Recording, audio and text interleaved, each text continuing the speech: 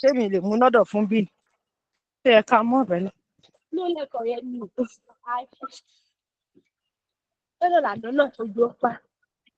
ó ti yẹ kó àti ṣe sójú lànà yẹn náà like plastic. Please, let's mute our mic.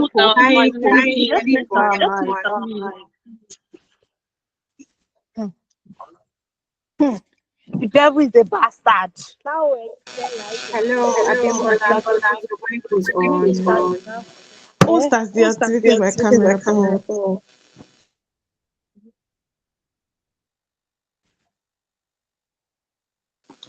Okay, hi everyone. Victoria is back. Please, everybody, help me to say the devil is a bastard because I refuse to get agitated. Welcome back, everyone. I apologize. Please, let's share it far and near that we're back up and our disruptors and hijackers are out of here. So please hold on for me. We're trying to work on not everybody getting access to video so that I can have my video on again. So before that, just imagine me in your minds, okay, that I am right here with you guys. So welcome once again. It's still Victoria. I apologize. Please mute yourself if you're speaking. Please mute yourself. Please mute yourself. Please, everybody, mute yourself. Yes, thank you very much. Welcome back. Yes, again, I'm your host, Victoria Bamiduro, and I will be anchoring today's event. And while we are waiting for others to join us, please let's share it to everyone that we're back on the call and the devil has lost already, or whatever all those people were trying to achieve. Let's ignore them. Yes, good evening, good evening. If it's raining at your end, let me know. At my end, I think the weather calmed down just a bit now.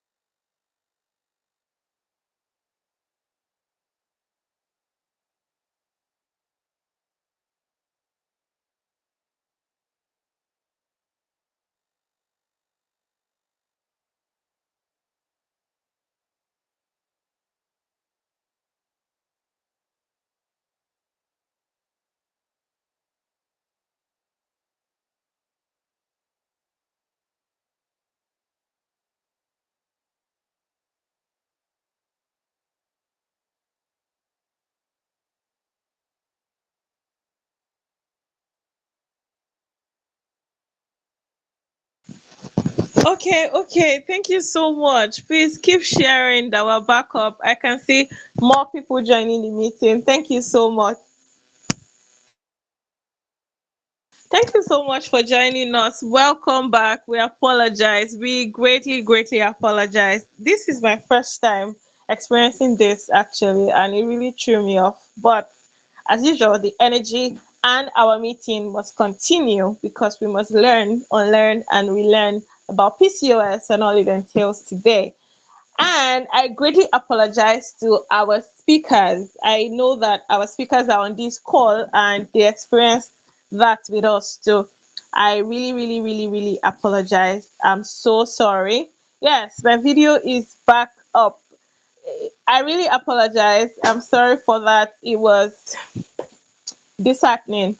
It's not our culture. We just experienced that little glitch today. So are we ready to begin? Please let me see your reactions. Let me see your messages in the inbox. Are we ready to begin? Are we ready to learn, unlearn, and relearn? Yes, so today I have the pleasure of introducing my organization. I don't know if you can see my t-shirt very well. I'm wearing the t-shirt of my organization. The name of our organization is Lady Wilbos Community. Please, can you mute yourself, sir? Dada, please mute yourself. Yes, thank you very much. The name of our organization is Lady Wilbos Community, and we're doing this webinar today because of a certain thing. Keeps going up. Because of a certain thing. Yes, it's our 6th-year anniversary as a community, and we divided ourselves into teams. We have the millennials and the Gen Zs.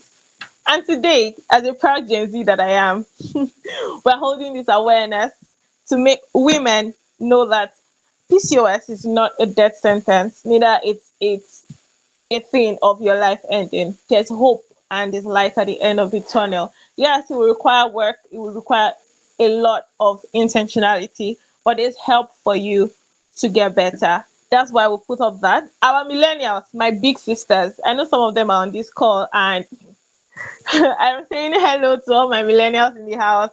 If we have any baby boomer in the house, hello everybody, Gen Z here. If you're a Gen Z, please let me see you shout. Let these millennials know that yes, we're raining things. Okay, so yes, to commemorate our 6th-year anniversary, we had our team, the millennial team and the Gen Z team. The millennial team did a great project in Ibadan about 2 weeks ago. So today is the flag off of our own project. So I'll read a brief introduction of yes, my Gen Zs. I'm seeing you people. Thank you so much. Yes, I'll be reading a brief introduction about Lady Wilbos, and after that, we go right into our meeting. Please make sure you can hear me. If you cannot hear me, please let me know. Lady Wilbos is a non-governmental organization with a 300-member community of women who are inspired, impacted, and empowered to achieve their goals through vital resources, events, and a support system that actually works. Yes, I can say that we have the best support systems. I have the best sisters in LWEB. We seek to amplify the voices of Nigerian women, advocate for gender equal policies, and empower them to create solutions in their immediate societies. Through our campaigns, projects, programs, we have reached more than 10,000 women and girls across different communities in Nigeria. Yes, so that is a brief introduction of Lady Wilbos community. So this is my t-shirt. I'm very proud. If you're a member of LWB, yes, you still have your t-shirt. I still have my own, and I'm wearing it this night. So welcome everybody. Without further ado, we're past our time already. Oh, mommy, you're not a Gen Z. I'm sorry for calling you mommy. Ma, sorry, ma. You're not a Gen Z. Yes. Welcome, mommy. We welcome everybody. Even if you are not a Gen Z, we welcome you. We love you so much. This program is not for Gen Zs, but like it's just organized by us. So L and Sundry are welcome. So I say once again, welcome. Without further ado, I will be going into our speaker sessions, and a brief introduction of our speakers will come up. Please let me confirm that Doctor is here with us.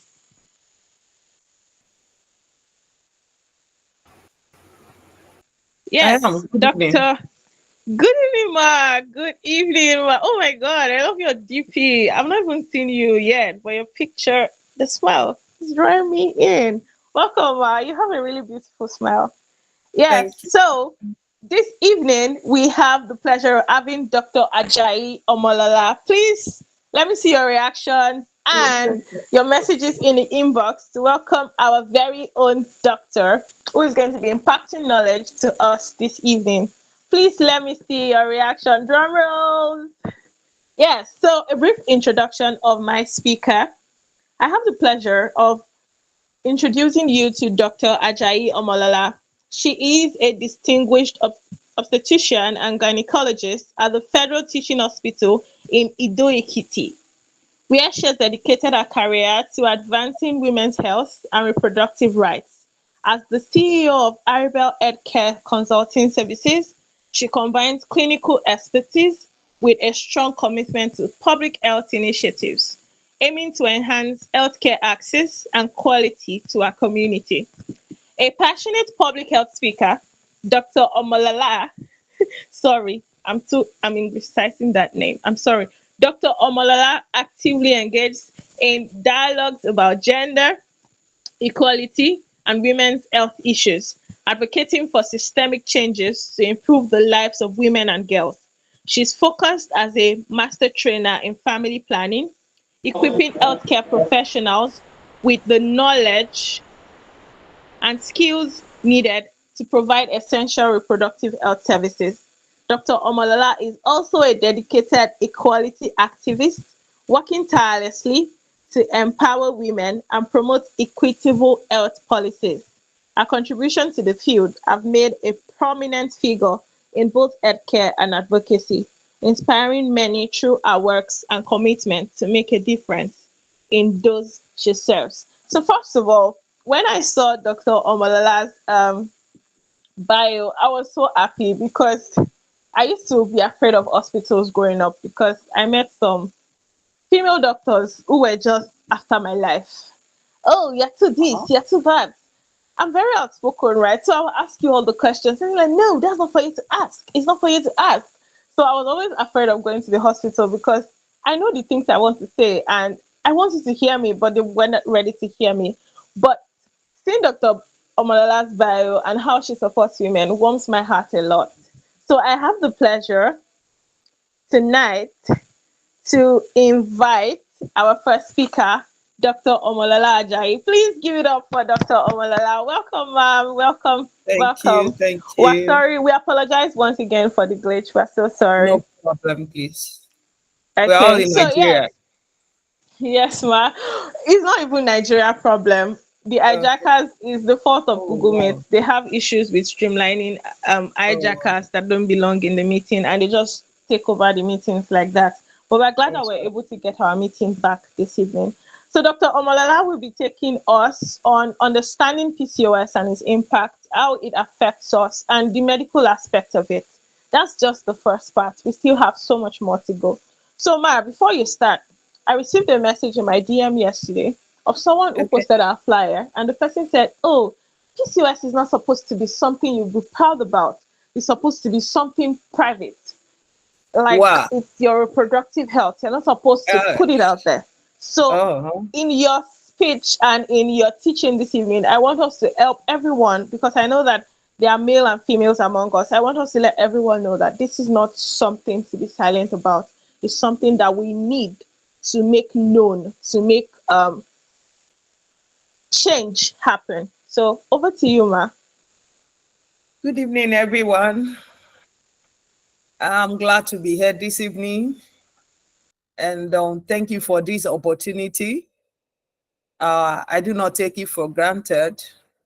I love to be in the midst of young men and women, and I'm happy that we are getting enlightened more and more every time.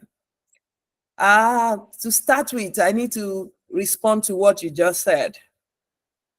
I want to say here, right and there, that there is nothing private about our health. And because that has happened to women a lot, everything about menstruation, I've been told to like, oh, it's private, don't talk about it. And so many people had actually got it wrong so many times. I've seen so many women who ought to have spoken out a long time, not speaking, and until it gets worse. I mean, everything about menstruation. So, but I'm glad that there is this enlightenment that women are having these days. And therefore, to whoever said that's a private thing, is the person is very, very wrong. So I bring you greetings this evening from Doe Kite. This evening I'll be talking about PCOS. What is PCOS? Polycystic ovarian syndrome. And in medicine, when you say something is a syndrome, it means that it has more than two entities joined together to make that particular diagnosis. And I want to tell you that PCOS is an hormonal imbalance. It's an endocrine disorder, and which manifests as hormonal imbalance in women. So what are the syndrome? The syndrome in layman language is a combination of amenorrhea, that's absent menstruation. I thought somebody would be sharing my slides with me. Anu, Yes, please. ma. They have it. They will have it in a minute, ma. Oh, no problem. I can do without it. Yes, ma. Yes. So it's a combination of absent menstruation, obesity, and sometimes infertility. What is obesity? I was thinking this afternoon, what is obesity in one person may not be in another person. The best way for you to know if you are obese actually is for you to calculate your weight divided by your height square. So once you are 24.1 and above, you're already getting obese. So sometimes you see somebody, you say like, she's not obese and she's having PCOS. What's the problem? She could be obese for her own height, because it is in relation to the height, the weight and your height. So when we say there is polycystic ovarian syndrome, it is a common thing globally, and the incidence is about 4 to 12% in women of reproductive age group. Who are the women of reproductive age group? That is ages 15 to 49. That's where you tend to see it. In fact, for me, I will stick with a global incidence of 4 to 12%, but I see this a lot, almost every day. I'll see a patient with polycystic ovarian syndrome, and I wonder what is happening. Well, the reason why we are seeing them more is because people are now speaking out about their conditions. Before, I knew that when I was growing up, my mom says a lady should be first seen before heard. And that has affected a lot of people. People had menstrual problems and they kept mute over it. But these days, people are coming out with the enlightenment. I'm sure after today's webinar, for those in Ekiti, I'm sure I will receive more clients and more phone calls about their condition. I'm sure people will speak out after now. So can you move on?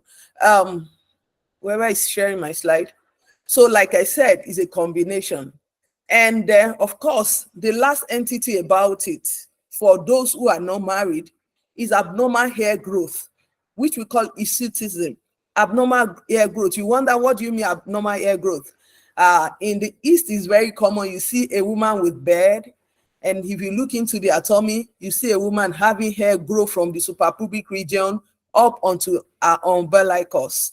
That is what we call abnormal, and in quotes, male pattern hair growth. That is what we see in patients. In fact, once I see a woman with beard, I begin to wonder, I hope this is not my patient. And so many people had to shave their beard, have to shave their tummy, so that, in Yoruba land, they say, she's a witch, she's growing beard. It is not witchcraft. It is polycystic ovarian syndrome until otherwise proven. So when you say this, and for the clients, like in my slide, I've explained what that is, and it's a combination of the syndrome. And why does this happen? Why do people have polycystic ovarian syndrome? Why is it that some people are fat and they don't have it? Some people are not what anybody call fat, obese, and they have it. It could be a genetic thing. It could be genetical, and it could be environmental. Your diet is important, is an important factor that contributes to development of polycystic ovarian syndrome, and the lifestyle that you live. You know, these days of working from home, a lot of people sit down for long and they eat anything as they are going, and a lot of people are getting big. We are fighting obesity now. Obesity used to be a thing of the Western world, but now it's becoming our own problem in Nigeria. So can we move? So these are the things that actually, so what happens? Why do women have polycystic ovarian syndrome? It's a combination of, you see, what makes you a woman? What makes you a woman is the hormones in your body. We have, I don't want to be too medical, but I just want to mention this in passing. You know, you have the estrogen, you have the progesterone. These are the main ones. Every other person has what we call luteinizing hormone. We call it LH. You have follicle stimulating hormones. You know, we have it though in men and women. And we have estrogen in women and progesterone in women. And a little of testosterone, which is the male hormone.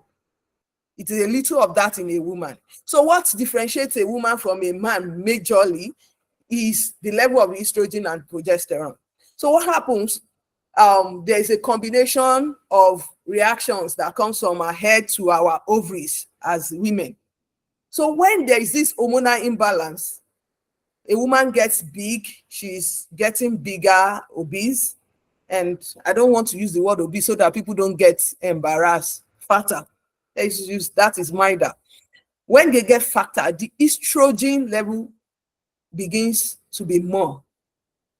And in the fat cells, there are some hormones that convert the estrogen to testosterone, which is a male hormone. So that individual tends to have a higher level of testosterone than every other person.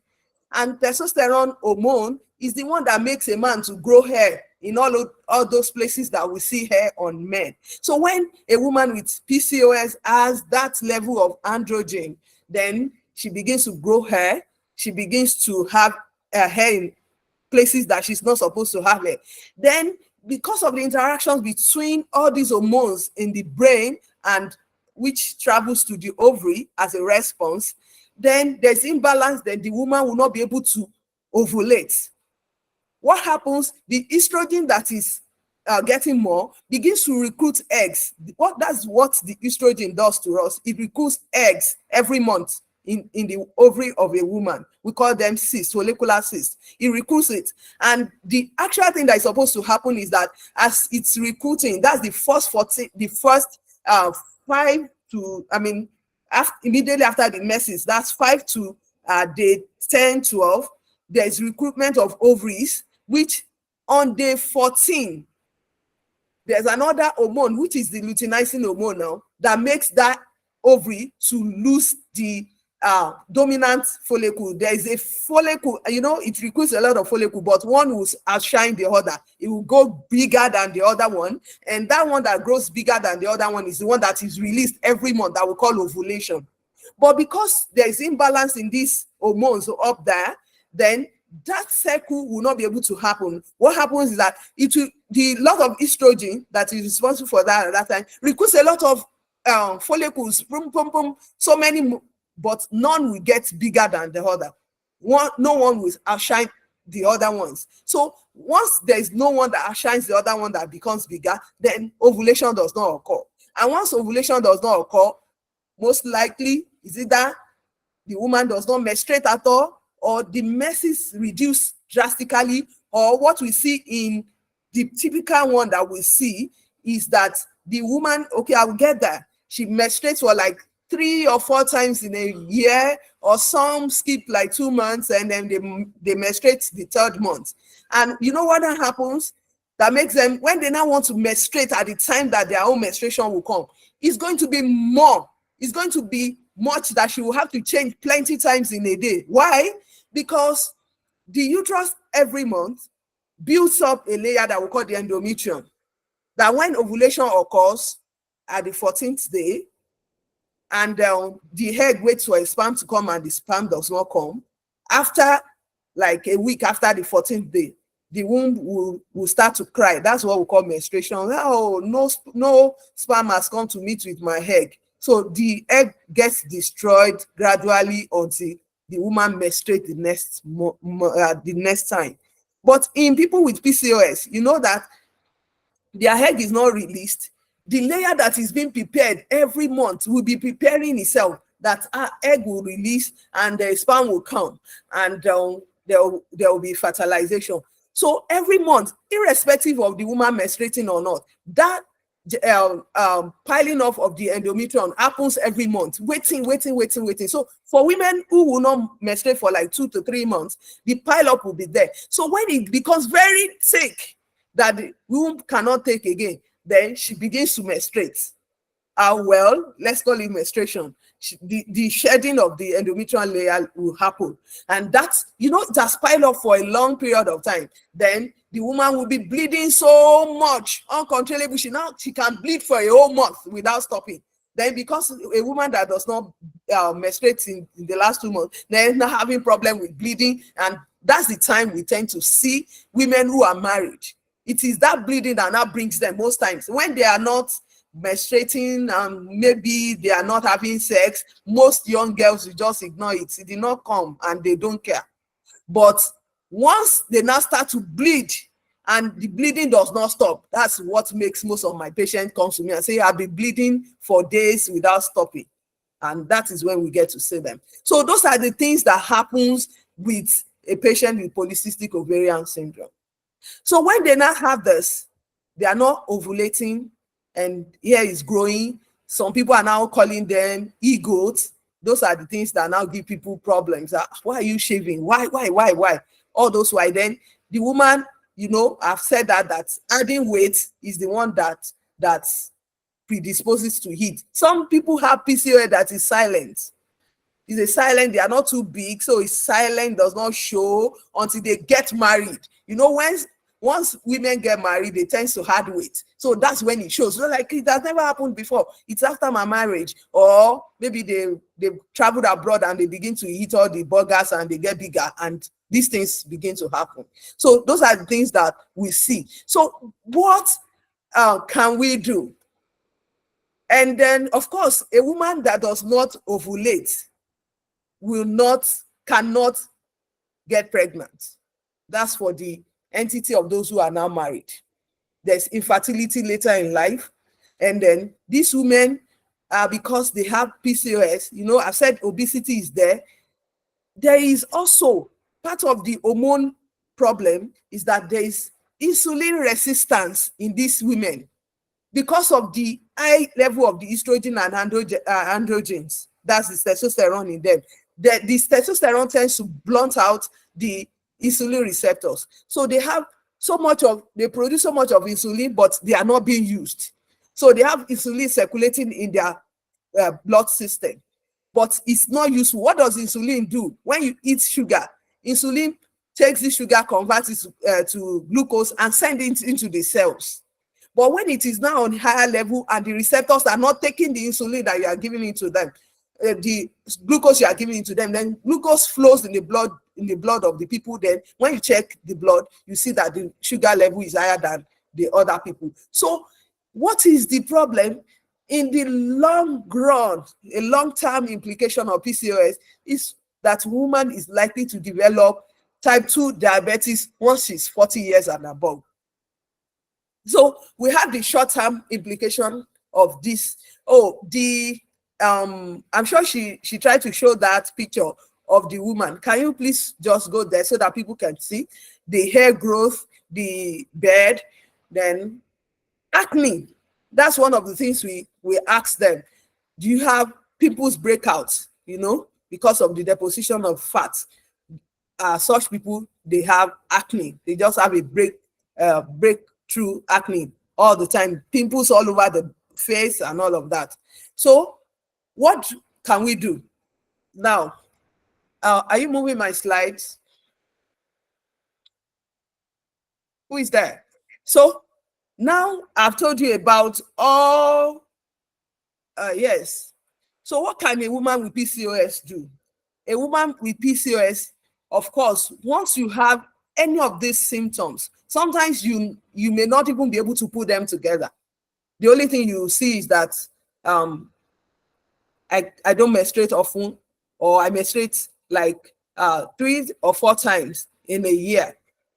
You cannot put it together that I'm fat, there's no menstruation. Of course, most women don't even know if they are ovulating or not. So, but we doctors will find out that. Then you see that you grow hair. Those are the things that the women, what can they now do when they have these problems? You need to see a doctor. The diagnosis must be made. And how do we make the diagnosis? The diagnosis, we make diagnosis from your history, when we examine you, and when we do investigations. So in history, we ask for the history of recent weight gain, your menstruation pattern, then the history of acne, that's pimples, so much pimples on the face. So then we ask you, are you growing hair in abnormal places? Then we sometimes ask you, have you been singing before sonorously and people are now telling you, why is your voice getting deeper? You are talking like a man. Those are the things we ask you from our history. And then in examination, I want to go straight to that tummy and see, is there a male pattern hair growth? Once I see that, I'm suspicious of polycystic ovarian syndrome. Then what are the investigations that we now do? We need to do a transvaginal ultrasound for those who are sexually active. For a woman who is not Hello, sexually ma. active. Sorry, give me a minute. Sorry to interrupt you, ma. Ayomikun, Okay. please mute your mic. Ayomikun, please mute your mic.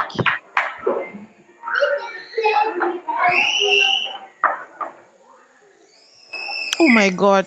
I'm so sorry, ma. I guess a kid has No gotten problem, access to her please. phone. So we are going to mute her and continue. Please, Okay. we'll get her muted now and continue, ma. Thank you so much. No Please problem. continue. Yes. So, can I continue?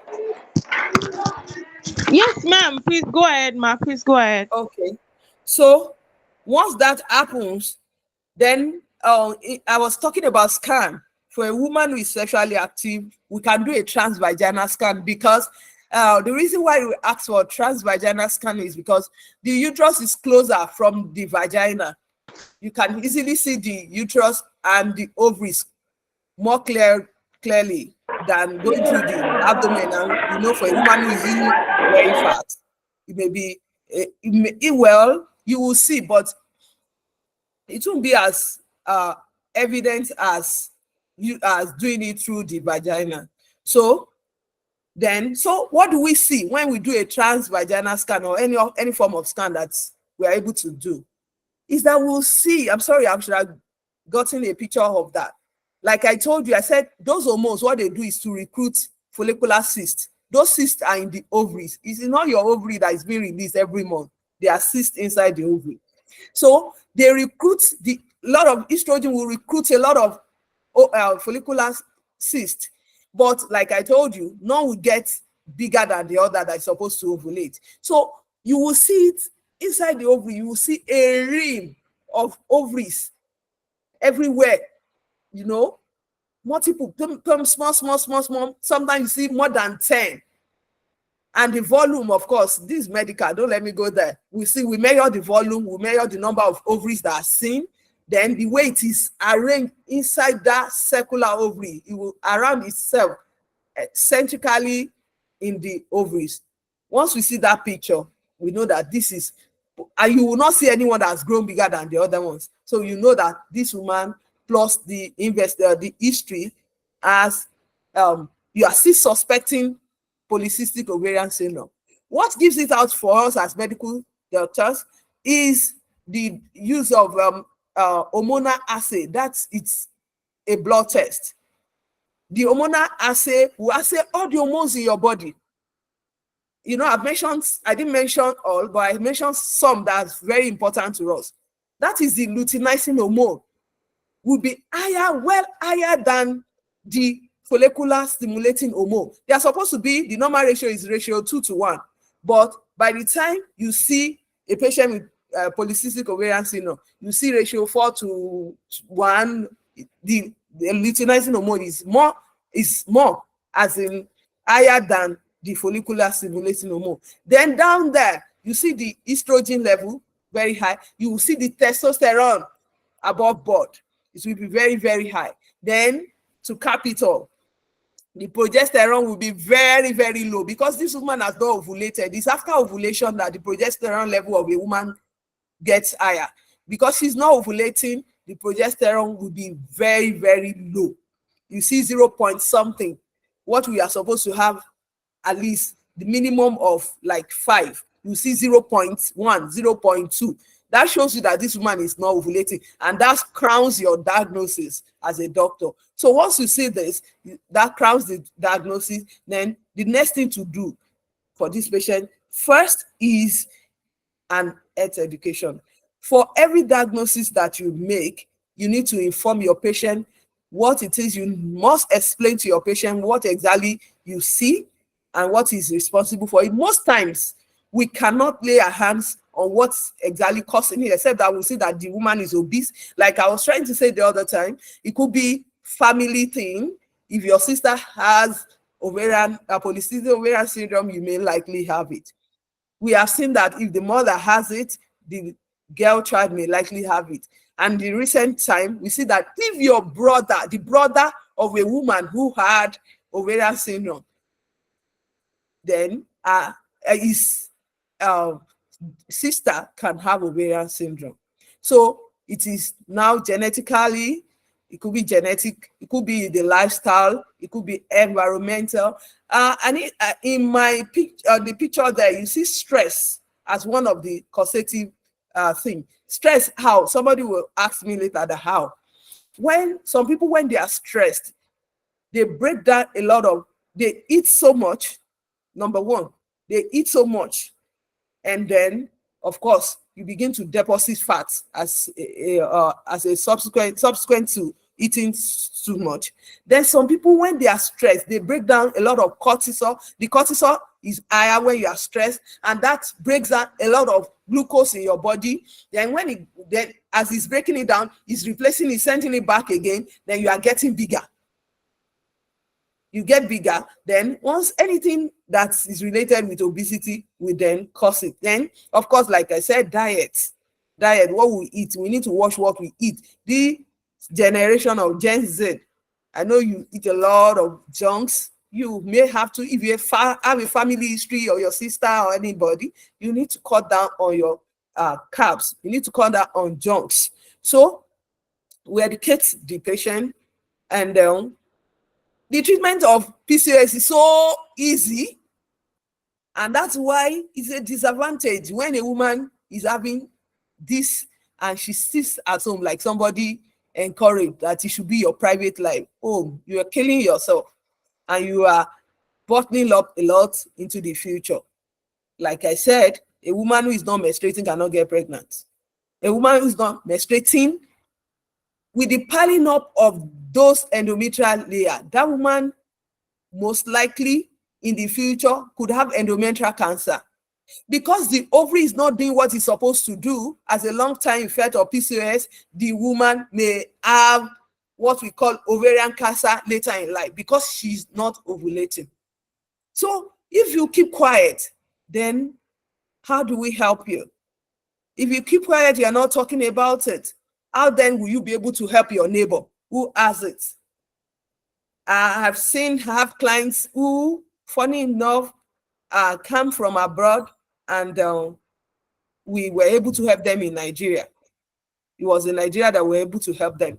I had one, she was about 135 kg, and she had hair everywhere. She needs to shave and all of that. When she came, we had to give drugs, and we were able to help her. So,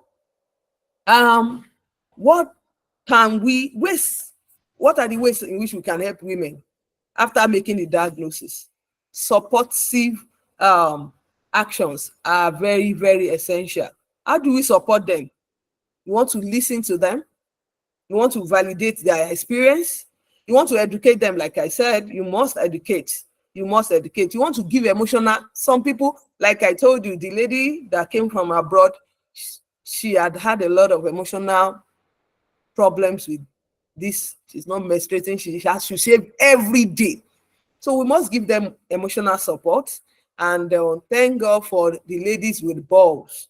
I'm sure they are doing that very well. And after now, they will do more to these people who have this problem. Then, of course, you can't but see a doctor. You can't but see a doctor. Then, like she's doing now, awareness and advocacy. I didn't think twice in accepting this offer, because this has been one thing that I wanted to do a long time. Talk to people about this condition, And so when I got the invitation, I was like, oh, God be praised. So awareness is so important. We must share our stories. We must have some ambassadors, Like I said, the long-term effect that people don't even know now is the ovarian cancer, is the endometrial cancer, the infertility of tomorrow, and then, of course, the possibility of developing type 2 diabetes. So we need to speak out. We need to say more on this. We need to join hands in helping women. And of course, one of the problems we have in Nigeria is we don't do research. We don't do clinical trials. And I think moving from here tonight, I'm sure a lot of people will catch the vision to go and do some trials, to do some researches. Even in your university, you can throw out questionnaires. If you want to partner with me, if you are interested, we can do things together. See the incidence or the prevalence in your university or where you work or in the town you live. And so that we'll be able to put things together and be able to help these women. But I need to tell you, the final note, PCOS is one of the things that is easiest to treat in life. A gynecological condition that is so easy to treat if you get to the right person, though. So, and I need to tell you, young generations, you need to know your onions. When you need to see a doctor, know the condition you have and know the doctor you need to see. I'm not saying that doctors are not good, but sometimes, what I do every day, Madam Harmony, oh, thank you very much. What I do every day is different from what somebody does once in a while. I see this every day. I do it every day. It's so simple. The drugs depends, one of the things again is that it depends on when we now to manage the patient. It depends on what the concern of the patient is. I need to tell you that some, it's the hair they don't want to see. They don't mind not ovulating and not menstruating because they are not married. They are enjoying absent menstruation, So some it is the hair, some it is I want to lose weight. So whatever the woman wants is what we'll do first. So, and if it is infertility, of course, we'll now have to combine things together to help the woman. But I must tell you today that one of the strongest treatments of polycystic ovarian syndrome, which is documented, is that if you are able to lose 6 to 10% of your body weight, there is a quick reversal. The woman most likely will start menstruating without our drugs. If you can lose 6 to 10% of your body weight in 3 to 6 months or over a year, because it's not easy to lose weight. So if you're able to lose that weight, you see that your menses will become regular, at least a little more regular. The woman may still not be ovulating, because if she has some other, most times we see this syndrome with people who have milky breast discharge. It's another entity on itself that causes anovulation. But when we see, we need to treat. So that's, if there's a combination of PCOS and hyperprolactinemia, that's what we call it, milky breast discharge, we need to treat the milky breast discharge with drugs. That one, it is drug or nothing. So we need to do this for the patient. So it depends on what she wants. If it's the acne that is the problem, we help her sort out the acne. I know that acne, the problem with acne is so much so much. Most women don't want to see it. And, and some of us, we've gone through this. And then I need to say this. For those who don't have conspicuous PCOS, that I mentioned it earlier, that is just subtle, they tend to have recurrent abortion when they get married. For those who will get pregnant, because it's subtle, they are able to get pregnant, but they tend to have recurrent abortion. We have seen it over times that we just like, what's the problem with this woman? I will just check and we'll see that it's polycystic ovarian syndrome. So abortion is one of the long-time complications. So in conclusion, because I know I will have a lot of questions here. In conclusion, polycystic ovarian syndrome affects 5 to 10, 4 to 12% of women, and it of course impacts on their physical, because a fine lady that is not full of acne on her face, she tends to have this psychological problem with that. They use all sorts of things. When you see them, they use Oxy10, Oxy anything. They've used a lot of salicylic acid just to try to combat the acne.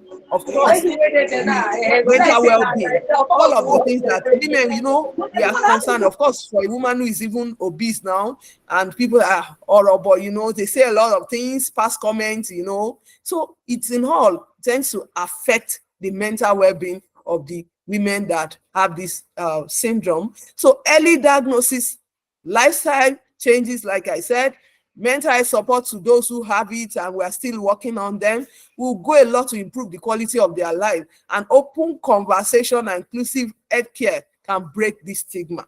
And PCOS is not a woman's fault. It's never her fault. Seeking care and support is key to managing symptoms and improving the well-being of women that are affected.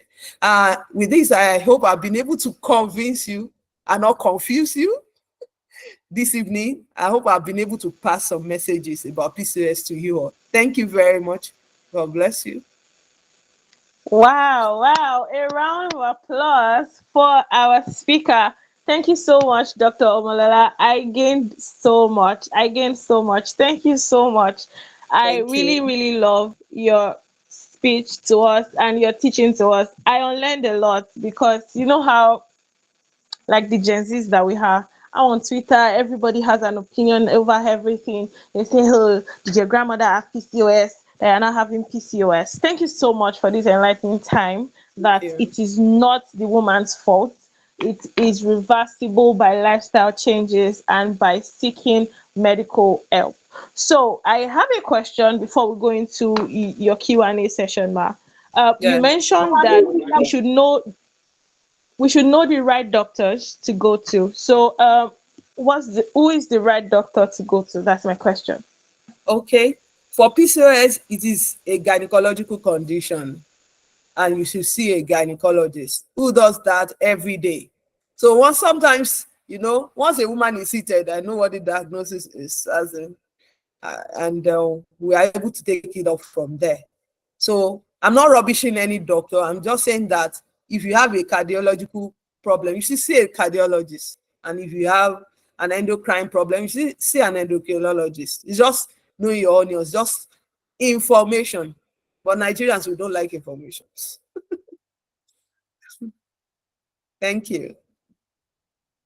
Thank you so much, Ma. Thank you. So you heard it directly from Dr. Omolola. If you have any condition, you see a gynecologist. Any condition regarding PCOS, who are we to see, please?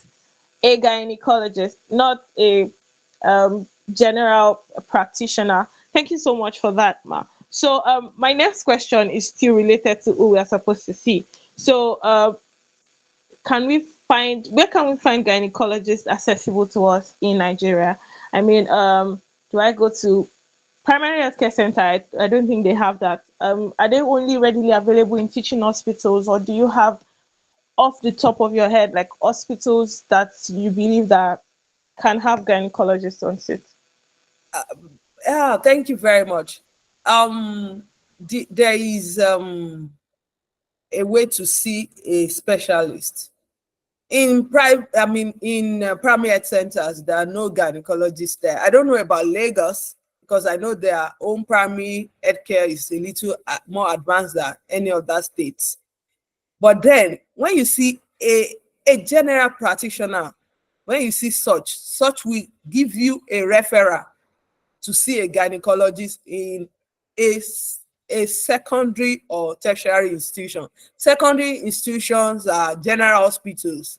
There are some general hospitals like in Ekiti State that we have some gynecologists there.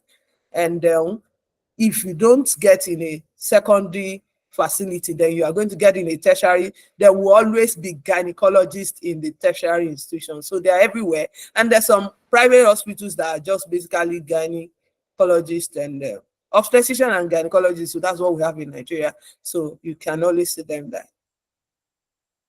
Okay, thank you so much, Ma. Thank you so much. This was really enlightening, short, and it was absolutely it. I was enlightened so much. Thank you so much, Ma. So we'll go right now to questions, and I've started seeing hands up. So I have John, right? I have John. Please unmute your mic and ask your question.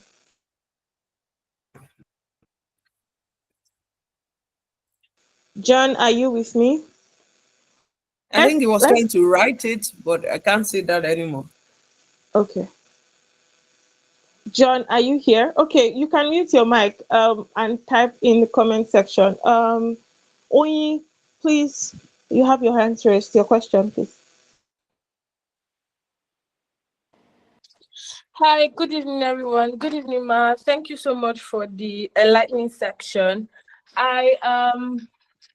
I'm trying to think of a way to construct this question. Okay, so this is the question. Construct it anyhow.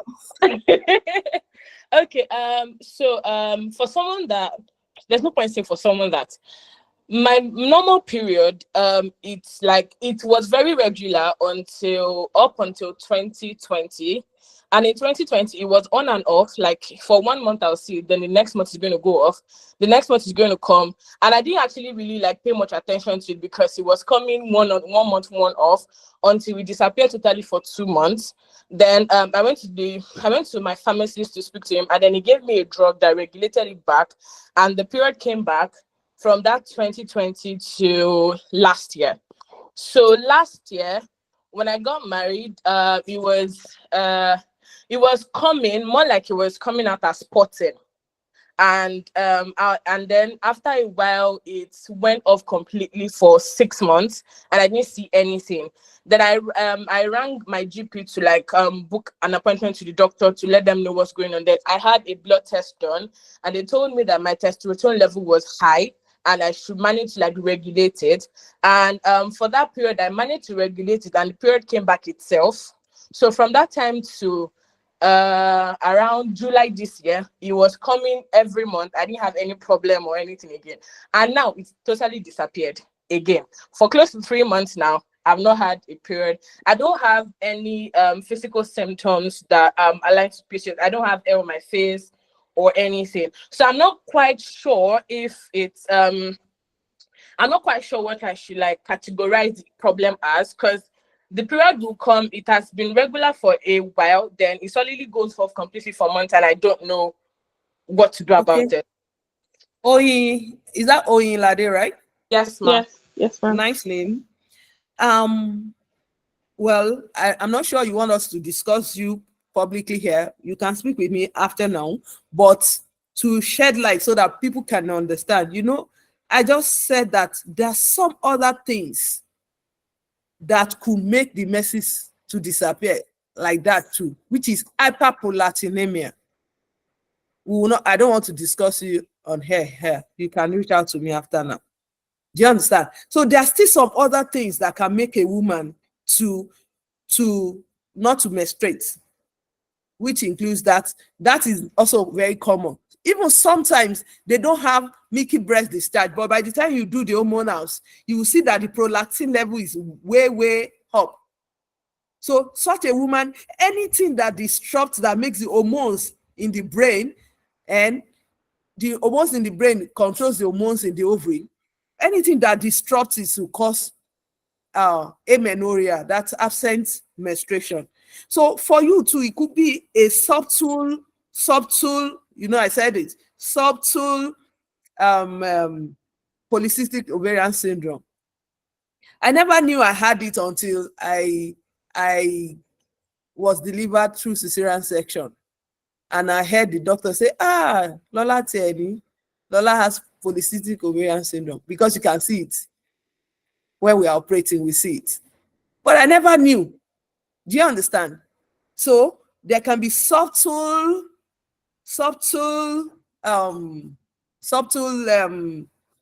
polycystic ovarian syndrome without any symptoms. Okay, maybe the only symptoms I don't have hair in my body, I mean in my tummy, but I have some on my ends. And you know, when we see that, and as a young girl, you know, I like it. It looks nice when you see. Have you seen a women with hair on their arms, and you know, it tends to look sexy, but is a problem.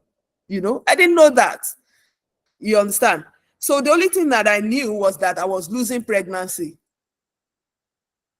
And maybe because nobody even thought of doing an hormonal assay for me because I was getting pregnant. Nobody thought about it. So when he said that during the cesarean section, I was able to match things together. Do you understand? So we need to see what exactly is the problem. You may share your hormonal assay with me. Let me see the result. Then we'll take it up from here. No, let's discuss it further. Thank you. Thank you, So ma. for John, Okay. Thank you so much, Ma. We would share a contact after the yes. webinar to those who would like to speak with her personally. Okay, we have a question in the chat box from Yes, I Dr. saw it. Harmony. He said, Oh, okay. with the increase of supplements that are targeted towards PCOS, I mean, I in a group page, and this person said, I think it was Zempic or something. And I've seen Aproko doctor talk about it, how it's very dangerous. So now it's even being sold by people who are not medicals. What would you say about that, ma? You see, before I thought that is because I'm a medical doctor. That's why I don't like supplements. But in the recent time, and somebody was talking about it early this week or last week, that people just go to the internet, advertise anything, and people begin, and they will set themselves. It's a setup. I'm the one advertising it. My sisters and my family members just say, I used it and it worked. I used it and it worked. That's what people are doing.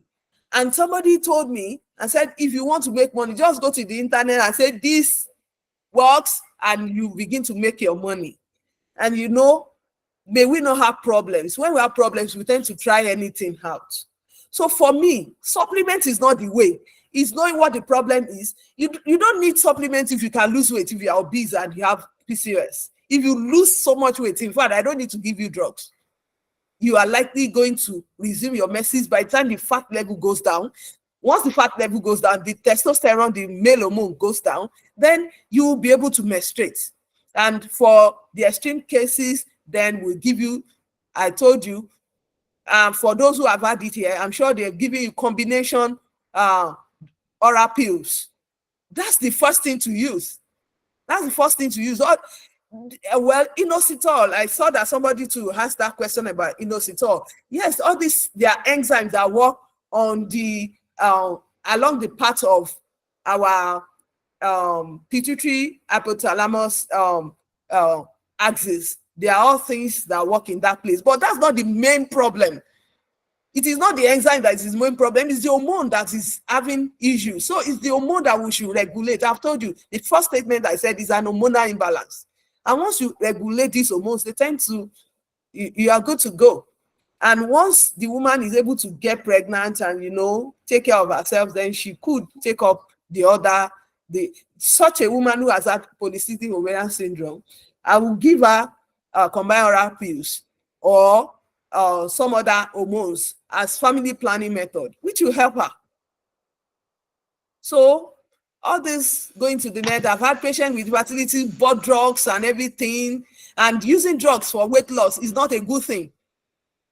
It has rebound effects. Once you stop it, you grow bigger. If you want to confirm that, ask those who did keto before. The times of keto. Once they stop it like this, it's a rebound effect. They get bigger than before. So it is way of life, lifestyle, exercise, and portion control. That is the best for weight loss. Thank you. Thank you so much, Ma. Okay, we would not be able to take any more questions right now as we have another speaker, and also we are running short of our time due to the glitch the other time. So we have another session after the speaker as a question and answer time to answer general questions that are towards both the other speaker and Dr. Omolala. So thank you so much, Dr. Omolala. Thank you so much. Please, Ma, Thank still stay you. on the call. We still have Okay. we'll still have questions for you later on. So right now, I Okay. believe that our second speaker is here. Who is excited? I mean, Dr. Omalala's session was eye-opening, and I know that the second speaker is not going to be short. So please show your excitement. So yes, our second speaker is a nutritionist. I mean, when Dr. Omalala was speaking, right, she mentioned lifestyle changes. So we have a nutritionist and dietitian in the house to help us to learn the right nutrition for us. So our topic is around understanding PCOS and its impact. That's our theme for today. So dietitian Rukayat Lawal will be taking us through the nutrition aspect of that. So please give it up for dietitian Rukayat Lawal. Please, I hope you're here on the call with me. Yes, I've actually been here from the start. Hi, thank you so Thank much. you. Welcome. We're sorry for the glitch. I apologize once again. So please stay with me as I read a brief introduction of dietitian Rukayat Lawal. Rukayat Lawal Odunola is a seasoned registered dietitian nutritionist. She holds a BSc in human nutrition and dietetics and MSc in public health and community nutrition from the University of Ibadan, and has a dietetics internship at the University College Hospital, Ibadan. She is currently the founder of a nutrition servicing company, Ask a Nutritionist Consultancy, ANCC, where she uses evidence-based techniques to provide medical nutrition therapy for people. She is a passionate advocate for healthy eating and lifestyle. Additionally, she enjoys active volunteering, mentoring, and contributing to community-based nutrition researches. So, yes, after we've had the medical aspect, and our medical doctor herself mentioned that we need to work on our nutrition.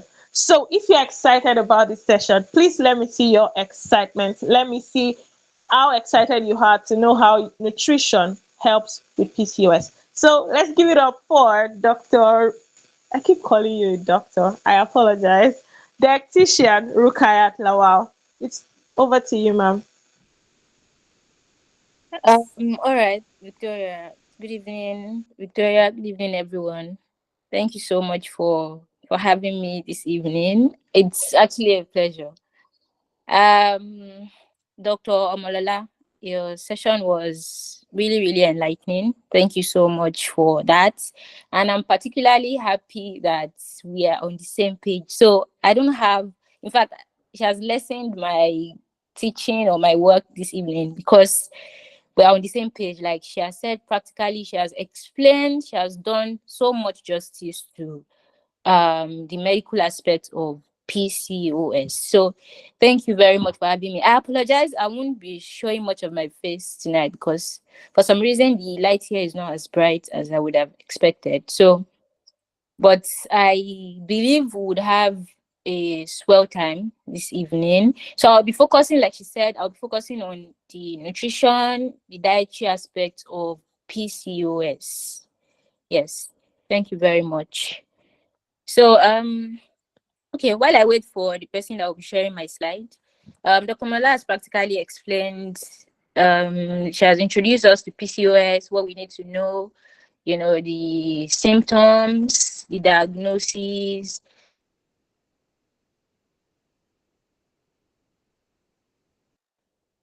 Let me try to find my slide. All right. Yes, please kindly confirm if you can still hear me, Victoria. Yes, I can hear you clearly, ma'am. I'm All with right. you. Yes, perfect. Thank you very much. So, PCOS, my slide is actually quite short too, just like Dr. Molala's. So I'm not going to take in much of your time today. But before I go on, do you know that, let me try to share some key facts about PCOS with you. This particular disorder affects an estimated 1 in 10 of reproductive aged women. Like if you put 10 people, just place 10 women from age 15 to 49, that's the reproductive age. If you just tell them to sit here, you will see between that 10, one of them would have PCOS. That's how serious it is.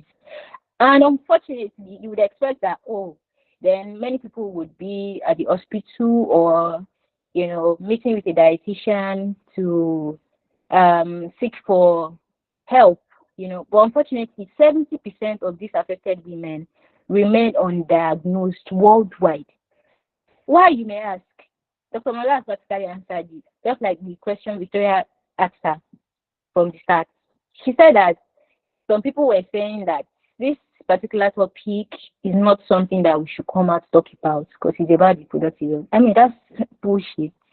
Because this thing, it affects a whole lot in your system. It's an endocrine disorder.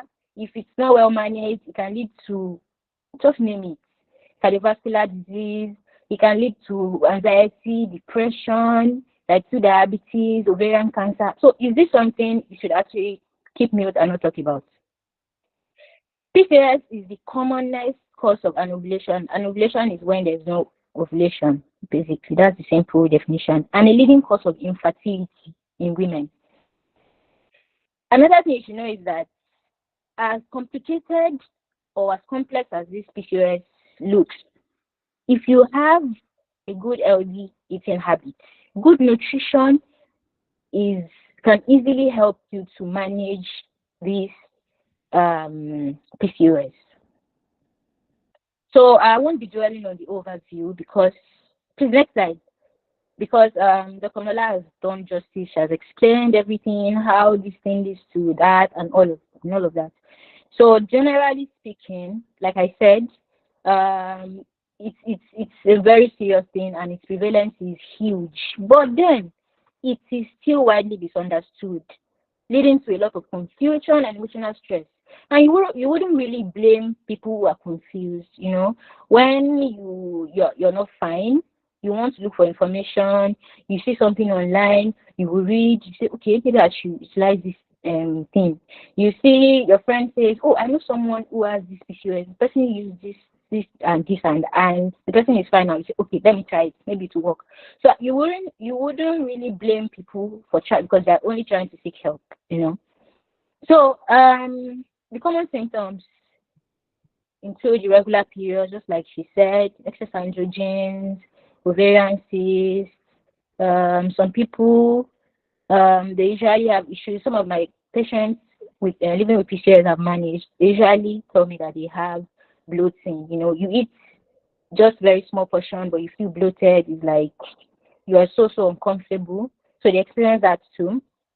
The excess androgen can cause a female having beard, a female with a deep voice, deep baritone voice, and all of that. So the exact cause of because PCOS remains unclear, we don't know. But then there are some things that have been found to contribute to its development. It could be genetics. Dr. Mola has said all of this. It could be because of diabetes, insulin resistance. It could be because of chronic stress. Some people are always stressed. As a woman, you need to get enough rest. Not less of women living with PCOS. So it's not something you are stressed. In fact, anything that will stress your life, just run away from it because stress worsens PCOS symptoms. And it could be because of inflammation. It's an hormonal disorder, so there could be a lot going on here and there. So there are some tests, obviously, that need to be done in order to diagnose PCOS. And you can, just like she said, physical exam can be done. Check if you have beard, acne on your face, hair in your abdomen, all those things. Then ovarian ultrasound can be done, blood test.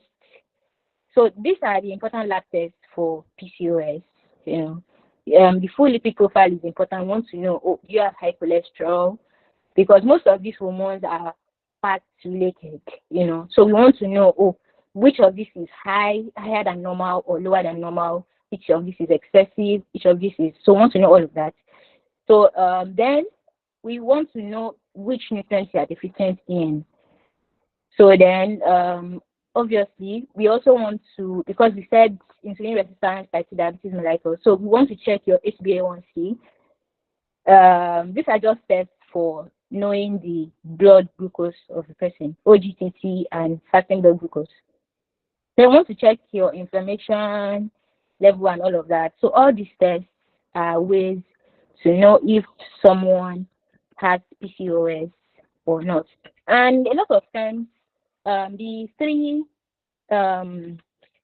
symptoms that people present with, in order for them to say, this person really has PCOS, you must have 2 out of these 3 symptoms. That's the ovarian cyst, like there must be some cyst in the ovaries. Dr. Mola has explained all of that already, that they will be the same size and all.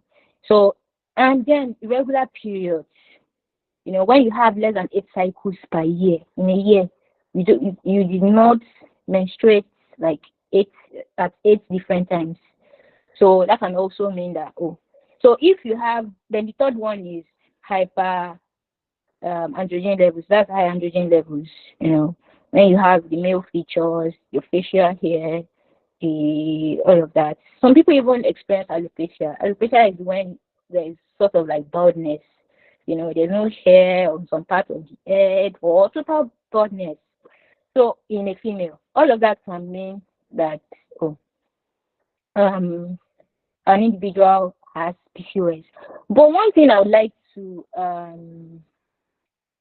sound here is that a lot of times people just assume that they have PCOS. So even after, don't be surprised that after this call now, some people will just be like, they'll just assess themselves and say, I have 2 beards on my face. Sometimes my period is irregular. They'll just conclude within themselves that they have PCOS. And next thing, they start running helter-skelter. Don't do that. Don't self-diagnose yourself. Don't diagnose yourself just because of what you read online or what you saw, or because someone with the same symptoms as you also have PCOS. What should you do? What you should do is go to the hospital and get checked so that you can be sure. Instead of you just guessing and self-diagnosing, be sure that you really have PCOS. All right, so please, next slide. So, of course, with every health condition, I don't want to say in Nigeria, because obviously it's not in Nigeria alone. We have some myths and misconceptions around it, like things that people just believe, even though they are not true, So for PCOS, there are a lot of misconceptions. I'll just be dwelling on just 3 for the sake of this presentation. So some people believe that it's only female or women or ladies who are overweight or obese that can have PCOS. That's not true. While weight gain is common in people living with PCOS, it does not mean that any woman that is overweight like this, this person already has PCOS. Or ruling out the fact that slim people or people who are not as fat can also develop PCOS. They can, and they also experience the same symptoms. The second myth would be that everybody living with PCOS cannot give birth. No, that's not true. Even though we know because of the hormonal imbalance and all of that, the hormones are all over the place, it's very possible for, because a woman is not menstruating, whenever she does, it's excessive. Half of the time she's not even menstruating at all. And obviously, the woman is not menstruating, cannot get pregnant. But then, many women with PCOS can still conceive. In fact, some will do that naturally. I will let you know how before I conclude. So, then the third one would be that having ovarian cysts automatically means you have PCOS. Like I said, when you're before you're diagnosed with of PCOS, you have to have like 2 out of the 3 symptoms I mentioned. So sometimes, due to other health conditions, some women can have ovarian cysts and it will still not be PCOS. So be sure that you have been diagnosed with PCOS before you start managing the condition. So not all women with PCOS have ovarian cysts. Some could just be the irregular period and the high androgen levels, which of course is enough to diagnose PCOS in a woman. So yeah. So now to the main topic of discourse tonight. This is why I'll be shedding so much light because obviously I'm a dietitian and we are here to talk about the impacts of nutrition on PCOS. So I would first like to dwell on health food. People believe a lot of things on social media. People have a lot of ideas about their diet, how their diet should look. Some people have even stopped eating food. All they eat now is grass. They're not good too, but healthy eating. I used to say, if your own healthy eating will cost you your favorite foods, if your healthy eating will cost you all your hard-earned money, it's only expensive food you used to eat. Food and season, you will never consider. Foods around you, you will not eat that one. So if that's your own healthy eating, or if your healthy eating is you putting a plate of food in your front and you're almost crying because the food looks horrible and is tasteless, then that's not healthy eating. You're only suffering yourself. So even if you're trying to say, oh, I want to eat healthy, you are in Nigeria, a Nigerian living in Nigeria, you have foods around you.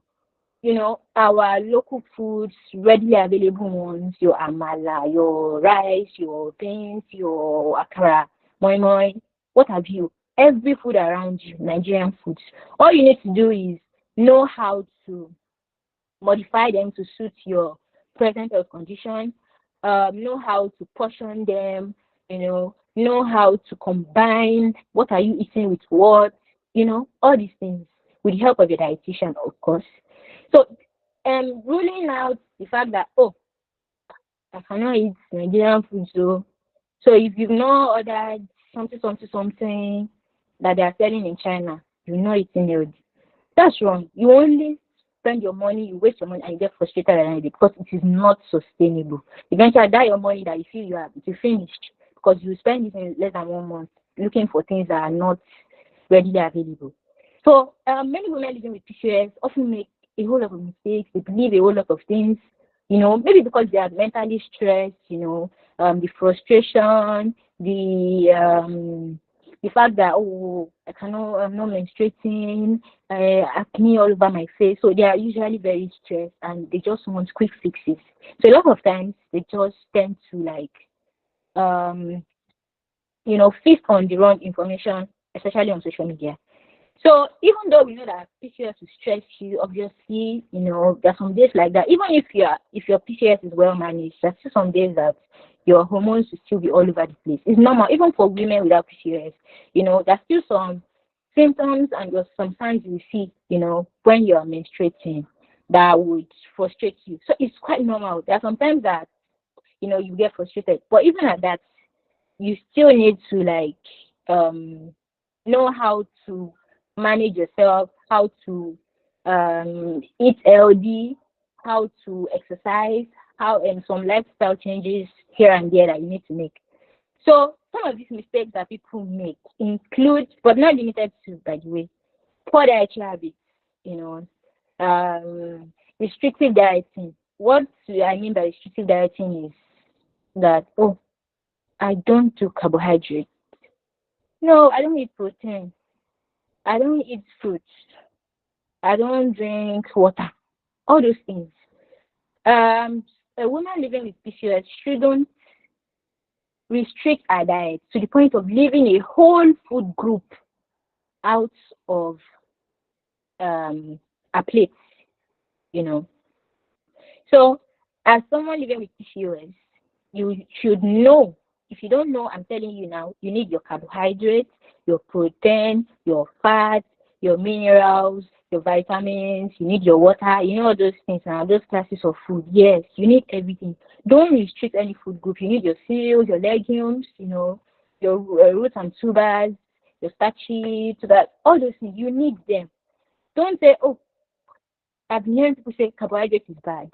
It's still from this carbohydrate you get fiber that will help you with your weight loss, fiber that will help you, you know, with your insulin resistance. So if you're leaving out carbohydrate just because people who are not even learned enough have told you that carbohydrate is bad, then you're making a big mistake. At the end of the day, you get frustrated because you won't get the results you want, you know, and you won't be able to achieve your health goals. Another thing, this one is so dear to my heart because it breaks my heart a lot of times on social media when I see people take supplements right now as though it's food, you know. You see people just abuse and misuse supplements so much. So supplements, I used to tell people that supplements is an English word, right? What does supplements mean? Something that you use to augment for something. So why is it that this is what you have turned to your main meal? Some people don't eat anything again. You know, I sometimes in my DMs for Ask a Nutritionist, some people will reach out to me. Hello, ma'am. Please, can you recommend some supplements for me? And I'll be like, okay. Well, what do you need supplement for? And stuff like that. And they go, sometimes they'll be like, oh, I'm a student and I don't have time to cook. And in my mind, I'm like, I don't understand. So are you saying that you will eat supplements in the morning, lunch, breakfast, lunch, and dinner because you don't have time to cook? So you're looking for supplements. But supplements is not food. So I think people have, I don't know if it's the trend, social media trend or what now, I don't know. But I know that this supplement misuse, overuse, abuse is a pandemic and it needs to stop, like right now. Supplements is something used to augment something. A lot of these micronutrients that we often say we are supplementing, you can easily get them from your food. If you eat healthy, if you're a healthy eater, from that your plate, you ate what now for breakfast, lunch you had a healthy meal, and at dinner also you had a healthy meal. You had healthy snacks in between. You drank water. You took your yogurt. You ate all of these things. You would get your micronutrients from them, whether you're living with PCS or not. So it's not that hey, please sir, you're calling your uncle. I need money. I want to buy supplements. What do you need supplement for? Collect that money. Use it to buy fruit and vegetables. Use it to buy correct food stuff and cook. You will get all of these nutrients that you feel you need to supplement using these supplements. You will get them directly from your food. For instance, now vitamin D. Vitamin D, if you expose yourself to the morning sunlight, you will get enough. And obviously, if you are somebody who takes milk, fish, you will even still get vitamin D from it. So eventually, most of the times, you know, this is why they are called micronutrients. They are needed in little amounts. We don't need it in large quantities. So it's not something that you really need to supplement or to augment. So if you eat healthy, just like I said earlier, and you do some necessary things, you will get all of these micronutrients. Stop wasting your money on supplements. Sometimes some people want to argue with me that food is costlier than supplements. Maybe we'll discuss this after my session. So I want to know, do you think food is more expensive, like actual food? Even in this current economic crisis in Nigeria, do you think that food is more expensive than supplements? So let's just keep that somewhere while I continue. Another mistake people make is not consulting professionals. You know, they don't seek the help of professionals. People just want quick things all the time. You know, they just want to go online. Somebody on TikTok said that just like the Ozempic that they were talking about, it's not even something you should be considering. But because one doctor, something that did not go to medical school said, we see people buying or contemplating using the Ozempic and buying all these things that will do them more harm than good. So you need to seek the help of professionals. In this case, we're talking about PCOS. Who are the professionals? A gynecologist, just like our amiable Dr. Omolola. You seek the help of a dietitian, a registered dietitian. You seek the help of your endocrinologist. These are the people who are really, really in charge. The gynecologist and the endocrinologist. They're in charge of the problems with the endocrine glands and hormones. That's the endocrinologist. Then the gynecologist is in charge of the female reproductive system entirely. So these people, they know better than the general practitioners or general physicians. That's not to discredit anybody, but it's very better, just as Dr. Mula said, to seek the help of professionals. When you have certain health conditions, it will help you to get the results you want faster. Another mistake that people make is over-exercising. Oh yes, now we know you are obese currently, and you have PCOS, and your doctor and your dietitian have told you that you need to lose some weight. Yes, but that doesn't mean that you see yourself in the gym. Being overweight or being obese does not require, for people living with PCOS, yes, let me add that, does not require over-exercising. You don't need to be in the gym for 3 hours, carrying everything, lifting weights and all of that. No, eventually you end up compounding your stress level, which in turn would affect your hormones again. Your hormones will start to go all over the place once again. And that's what you're even trying to avoid in the first place, for you to exercise. So everything you are doing, try to do them in moderation. You don't have to, you can take walks, you can just consider the mild to moderate exercises. Don't do anything severe, anything extreme. Another one, I think I've actually mentioned, is information value. People just want to calm down. You have PCOS, but that does not mean that everything that everybody is saying you try. No. Once you seek the help of professionals, like I said, you quickly get the results that you want. These ones are fact checked. They won't tell you rubbish. Another thing, chronic stress and lack of adequate sleep. Stress is your enemy if you have PCOS. Not sleeping. It's not a flex when you have PCOS. I don't used to sleep. Max, I'll sleep for 2 hours. For anybody, even without PCOS, it's not a flex. You should sleep. You should get adequate sleep. You should get adequate rest. Drop your phone sometimes and sleep. If you are living with PCOS, if you're eating healthy, if you're using your drugs as per your gynecologist prescription, if you are exercising and you did not check your stress level, you did not control the way you stress yourself, and you don't sleep well, you will not get the adequate results that you want. Yes. All right. So now I think I've talked about the unhelpful, like things that people feel are good practices but aren't. So now let's talk about the helpful practices. Please, next slide. Okay, thank you. So first thing I would like to reiterate, I don't think I've mentioned it before. So let me say, first thing I would like to say to tell us is that nutrition is individualized, it's personalized. What works for A would not work for B, even if they present the same symptoms. You know why? The reason is because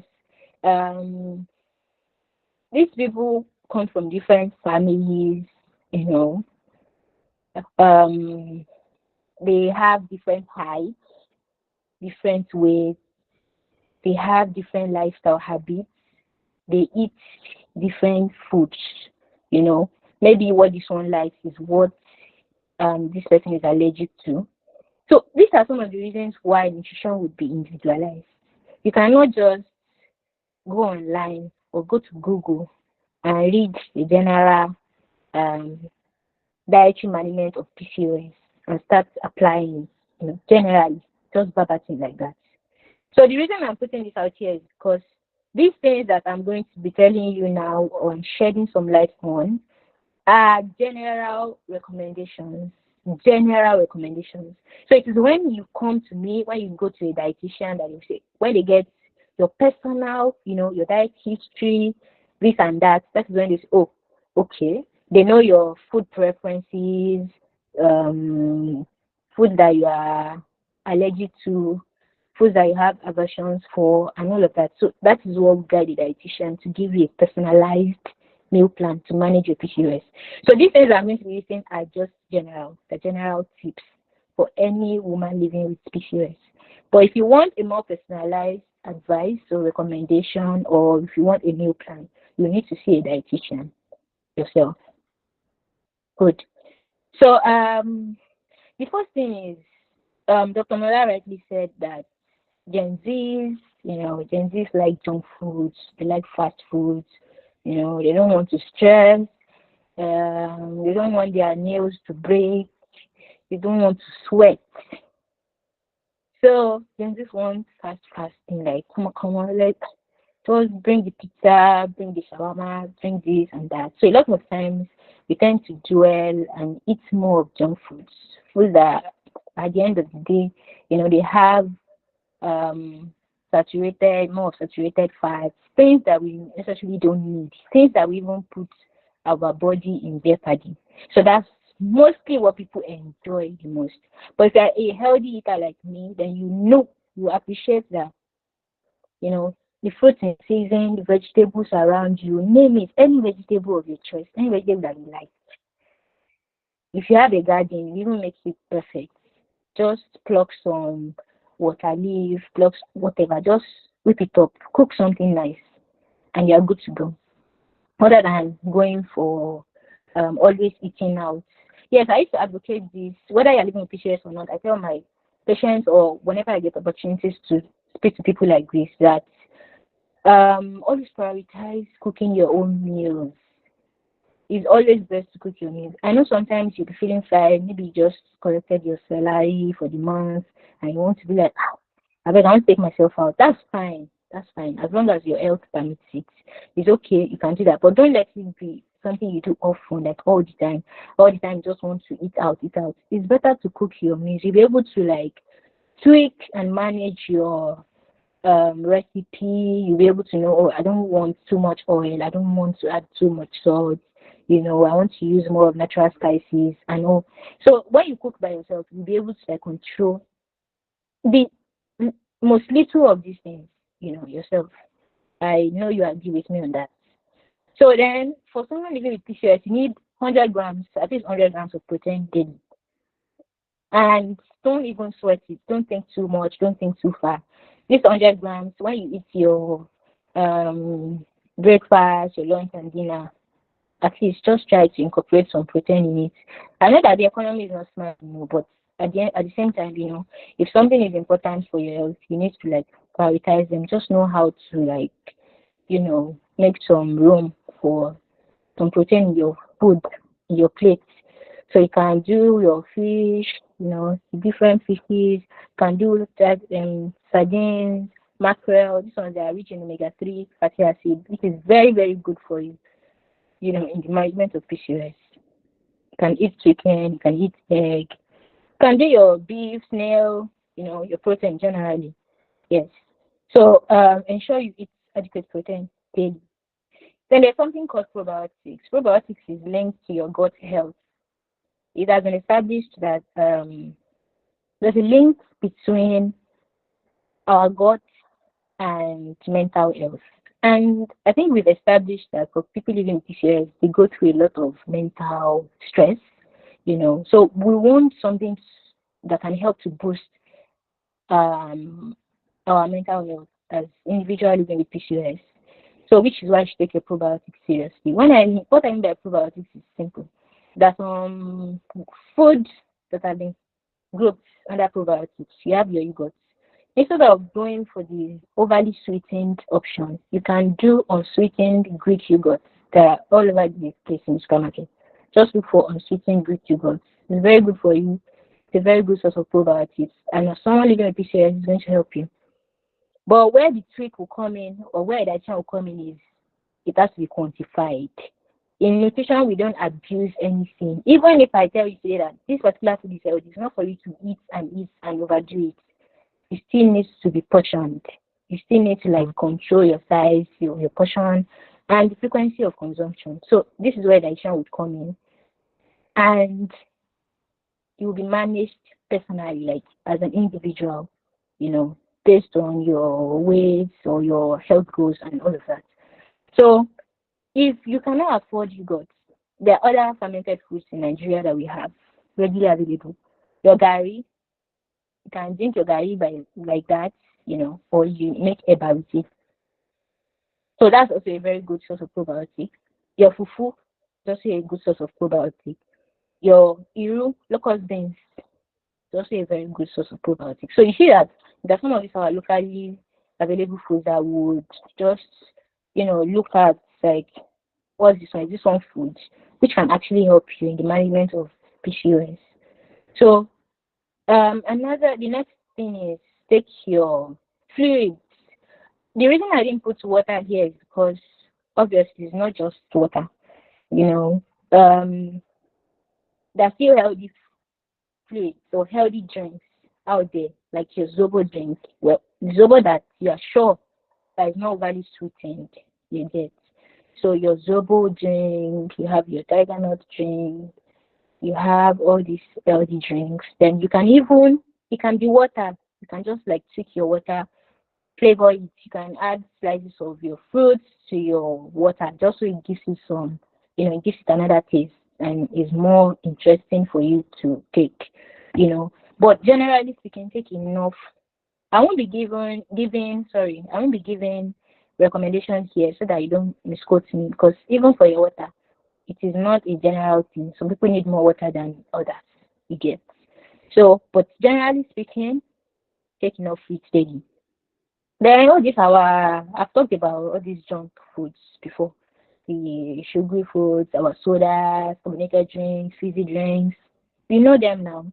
All those ones. And your pastries, flour based, everything. Try to reduce them as much as you can. Next slide, please. Then, I think I've had on this sleep. Sleep is very, very important too. Whether you have PCOS or not, sleep is very, very important. Prioritize it. I tell people, I tell my clients, I advocate for sleep, quality sleep, adequate sleep on my Instagram page. You need to prioritize your sleep. If you're eating healthy and you're not sleeping well, you wouldn't feel that good. Your sleep is as important as your diet or your exercise. So yes, please prioritize your sleep. Then now, don't use supplements without prescription. Your gynecologist, if he or she thinks that you need supplements, they will tell you. Your dietitian, if they think that you need to supplement some of your nutrients, they will tell you. Don't go to the pharmacy store and pick a supplement. For what? What do you want to use it for? Just because. Don't do that. In hospital, whatever, don't just go to the store and start using the supplement. Let there be a prescription. Let someone prescribe it for you. Well, a professional, of course. Then try to expose yourself to some morning sunlight. It's a perfect source for your vitamin D, and it's very, very important in PCOS management. So try to get exposed to some morning sunlight. On a daily basis. It shouldn't cost you anything. You can leave your office or you can stay by the window side and just get some sunlight on your face. So yes, that's also very, very good in the management of PCOS. Then if you happen to be overweight or obese, it's very, very important for you to shed some of this weight. It will help you a great deal. I very much agree with Dr. Morella, and I'm really, really happy with her delivery on that. That a lot of times, if you happen to lose some percentage, a good percentage of that weight that you've accumulated, maybe due to the hormonal imbalance and all of that, you are good. Most of the things that you think you have problem with would return to normal, to the default setting by itself, just by losing some weight. It is not exclusive to PCOS alone. For any health condition, I tell my patients, for whatever it is you present with, let's try to tackle this weight first. You'll feel good in yourself, and before you know it, you see that, oh, so it was even this weight that compounded everything for me. That's just how it works. So if you're overweight or obese, you need to shed some of that weight. But don't do it the wrong way. Try to do it the healthy way. How do you do it the healthy way? Consult a dietitian and will help you, with the right foods to eat and the right kinds of exercise regimen and all of that. So that's how to lose weight in a healthy way. If you're someone who always wants to lose weight fast, fast, fast, fast, the way you lost it fast, fast, fast, fast.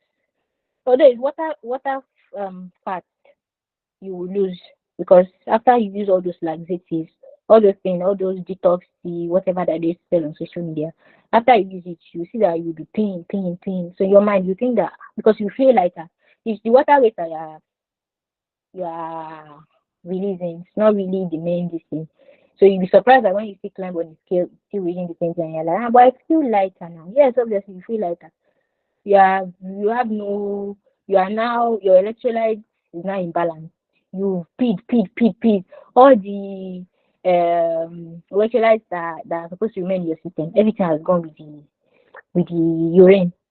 So you see, all these things, they are not sustainable. They don't help you at all.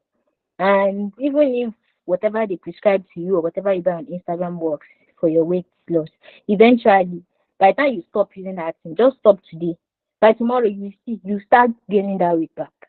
That's how unsustainable it is. The only sustainable way to lose weight is to go the healthy route. See a dietitian, let them tell you what you should be eating, how you should portion your food, the combinations, you know, and all of that. So because we have said that one of the complications of PCOS is type 2 diabetes mellitus, so it's very important for you as someone living with PCOS to always monitor your blood glucose levels. Yes, it's very important. If it's possible for you, to have a journal, especially if you have a family history of type 2 diabetes. So it's very important for you, when you get it, you can even get like a diary or something where you just write the date and your reading so that you can monitor it and be sure that it's actually getting better and not worse. Nobody wants to be down with type 2 diabetes. It's just going to complicate things for you.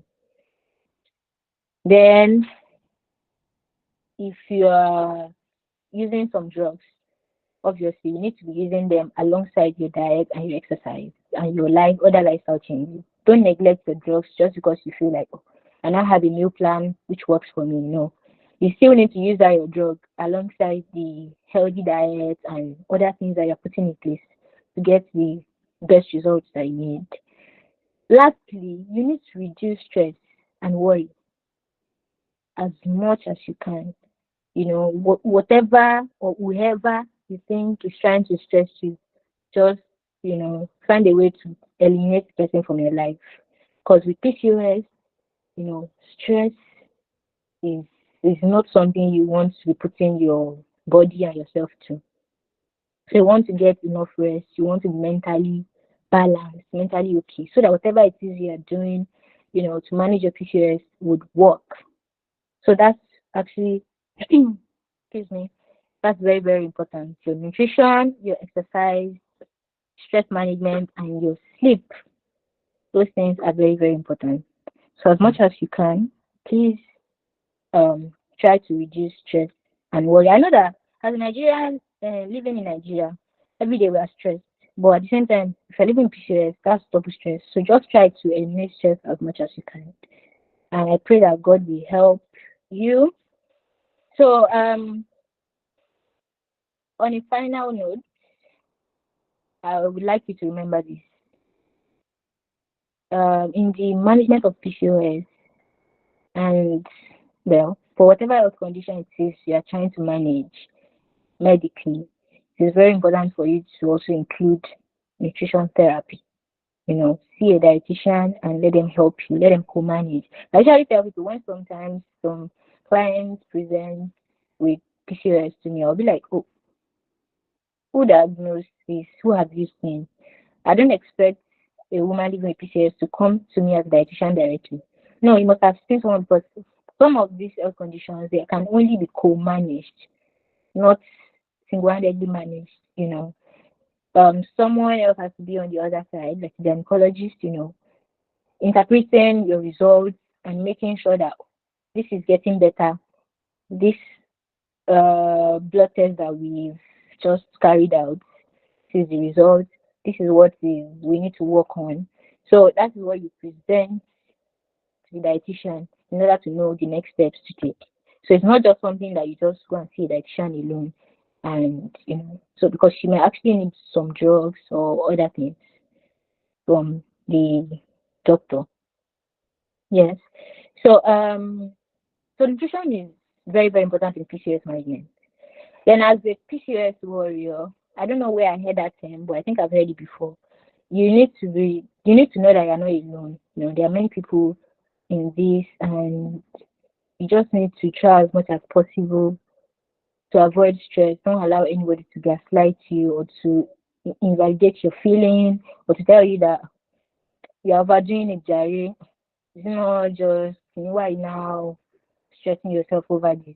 Whatever it is you're feeling, try to look for professionals that you can communicate, your symptoms to, that can help you. They will listen to you, they will understand you, and they'll be able to provide solution to your medical condition. So don't allow anybody to mess with your mental health or stress you unnecessarily.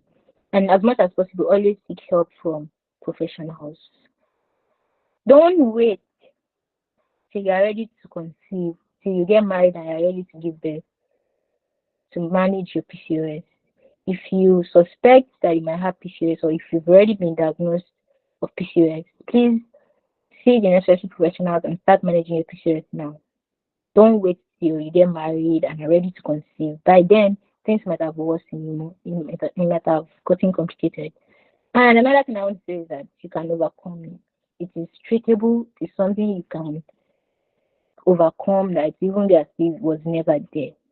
So one thing I would like to repeat again is that don't self-diagnose. Don't just assume that I have PCOS and you're stressing your mind, and you even start it's something else, or maybe you don't even have PCOS at all. But one thing I want you to know is that for an individual who is healthy on a norm, like if you try to incorporate your protein, your fruits and vegetables, your whole grain carbs. Yes, I forgot to mention that. For your carbohydrates, I think I just mentioned the fact that you should not restrict carbohydrates from your diet as somebody living with PCOS, and that you shouldn't be of that notion, just like some people, that carbohydrates are bad for you. I think I didn't mention the type of carbohydrates that you should do. As someone living with PCOS, you need extra fiber. You need that fiber, So it's very good to consider the whole foods. What I just mean by that to a layman is that whole foods, they haven't been refined. So they still have most of the ingredients intact. So, they tend to have more fiber than those ones that have been refined. Example of whole foods, you have your whole grains like your brown rice, your ofada rice, your sorghum, your oatmeal, you have yam. Yam is also a very good source of fiber. So, and in the supermarkets or in some stores, you can get whole grain bread. You will see it on just read your food label. You'll be able to identify which bread is whole grain or not. So these ones are better options for you. And always try to complement your carbohydrates with vegetables. Each time you eat, is it boiled yam you are trying to eat? Complement it with vegetable. Is it bread? Even if it's bread, you can still eat your bread with vegetable sauce. Is it rice, boiled beans. What have you? Just name it. Always try to ensure that you are complementing your carbohydrates with vegetables. That's the way to enhance the fiber in it. Yes, I think that was what I missed out. So yes, so I believe we can overcome it. So start the management of your PCOS now and don't postpone till later. So thank you very much for listening. Thank you. So yes, if you would like to get in touch, this is my Okay, business. thank you Page. Thank so you. much. Yes, we would be sharing our speakers' details with you later on. So, right about now, let's say a very huge thank you to our second speaker, Dietitian Rukayat Lawal. Thank you so much. See, me, I want to give you just. Someone was entering my DM to say, oh, you were insulting her because she said, oh, carbs is so bad. Yes, everybody, carbs is good. And things I learned, she said Gary is Yes, probiotics. Oh my God, I'm back to my Gary. Nobody can collect that food from me again. yeah, but you Yes. need to be moderate in Thank your you so much. I consumption. learned so many fun things, right? She mentioned that all foods are very good. Yes, I'm learning that now, that everything is not just to buy meat pie. You can make potatoes and vegetables. And yes, some people make weight loss very look very sorrowful, right?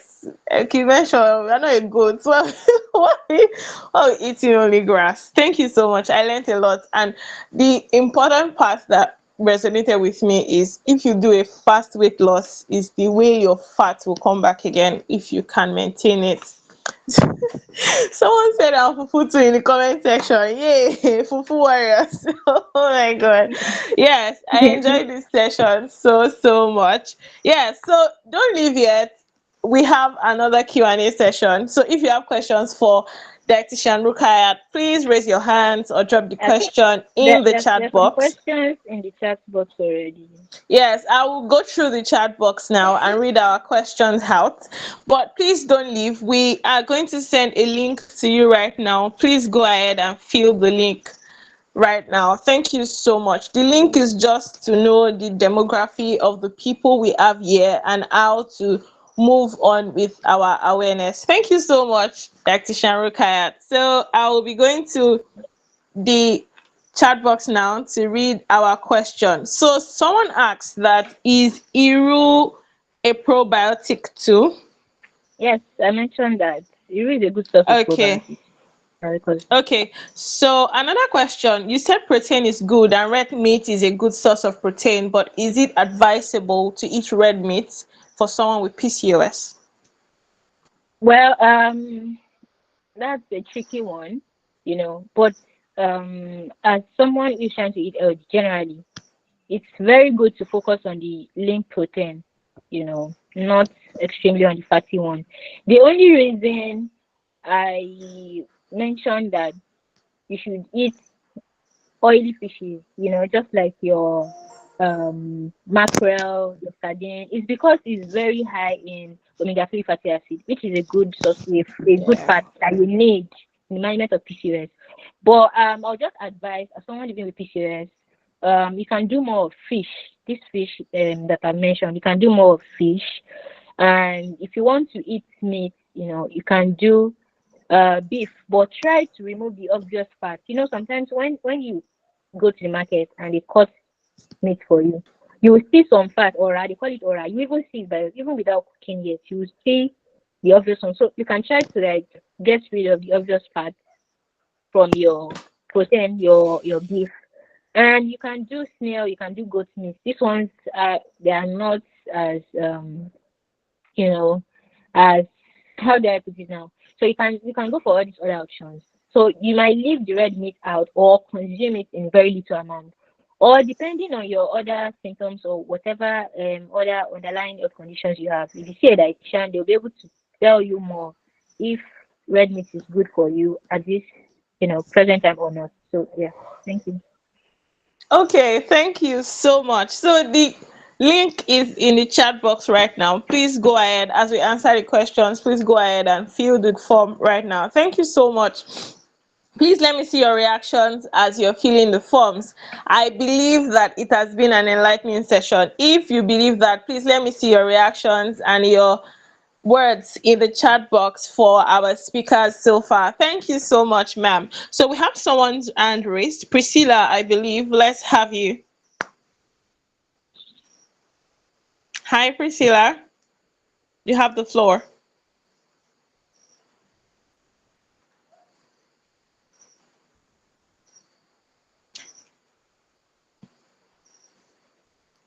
Okay.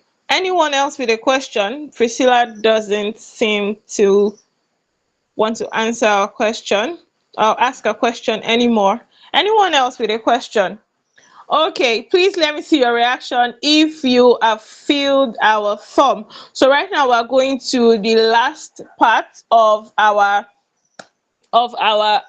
session today, the Q&A session that would both involve Dr. Omolola and dietitian Rukayat. So if Dr. Omolola is here on the call, please can I have you here? We have some questions from our registered participants, and we would like to answer. We would like you to answer some of those questions. They evolve around both the medical and the nutritional aspect. Please confirm Dr. Malala is with me. Dr. I'm Malala, here. ma. I'm Okay, here. thank you so much. Okay, ma. So actually, most of the questions asked have been answered. Someone mentioned, oh, can a woman with PCOS get pregnant and have a period normal? I believe Dr. Omonola answered that with lifestyle changes and you seeking the appropriate help, you would be able to do that. So someone asked, what current research is being conducted on PCOS? I believe Dr. Omolola would have an answer for us as regarding that, ma'am.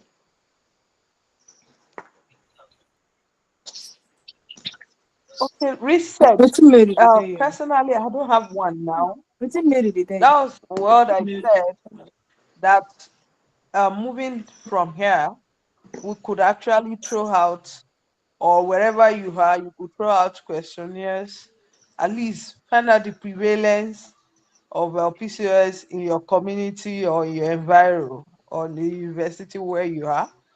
We could find out the impact of PCOS on the life of women that have it. There are so many things that we can work around as per research for PCOS. Thank you.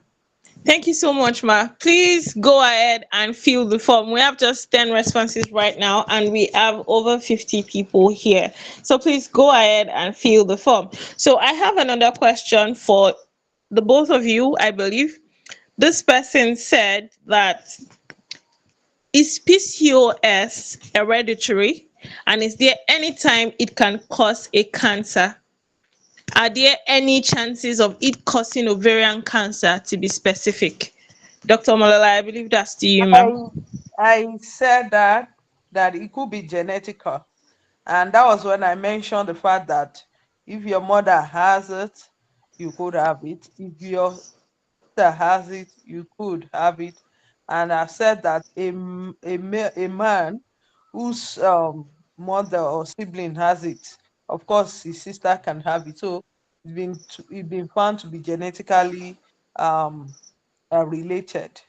And I equally said that for PCOS, because of the um, ir- irregular, deposits on the endometrium, recurrent deposit without menstruation, the woman is at risk of both ovarian and endometrial cancer. I said that very well. And what's Yes. the third one? Is Yes, something else? you've answered the question, man. The person Okay. says specifically ovarian cancer. Yeah. So please, early detection is the best. Please go see a doctor to have a proper diagnosis of this condition. And like both our speakers mentioned, there's hope. And I would like to properly address our men here to please take the information to your fellow men that no, it's not a disease, it's not an incurable disease to have PCOS. I see people who experience emotional abuse from their partners because they experience PCOS. It's not their fault, it's not their making. So yes. Also, someone is asking a question in the comment section that can PCOS cause non-stop bleeding?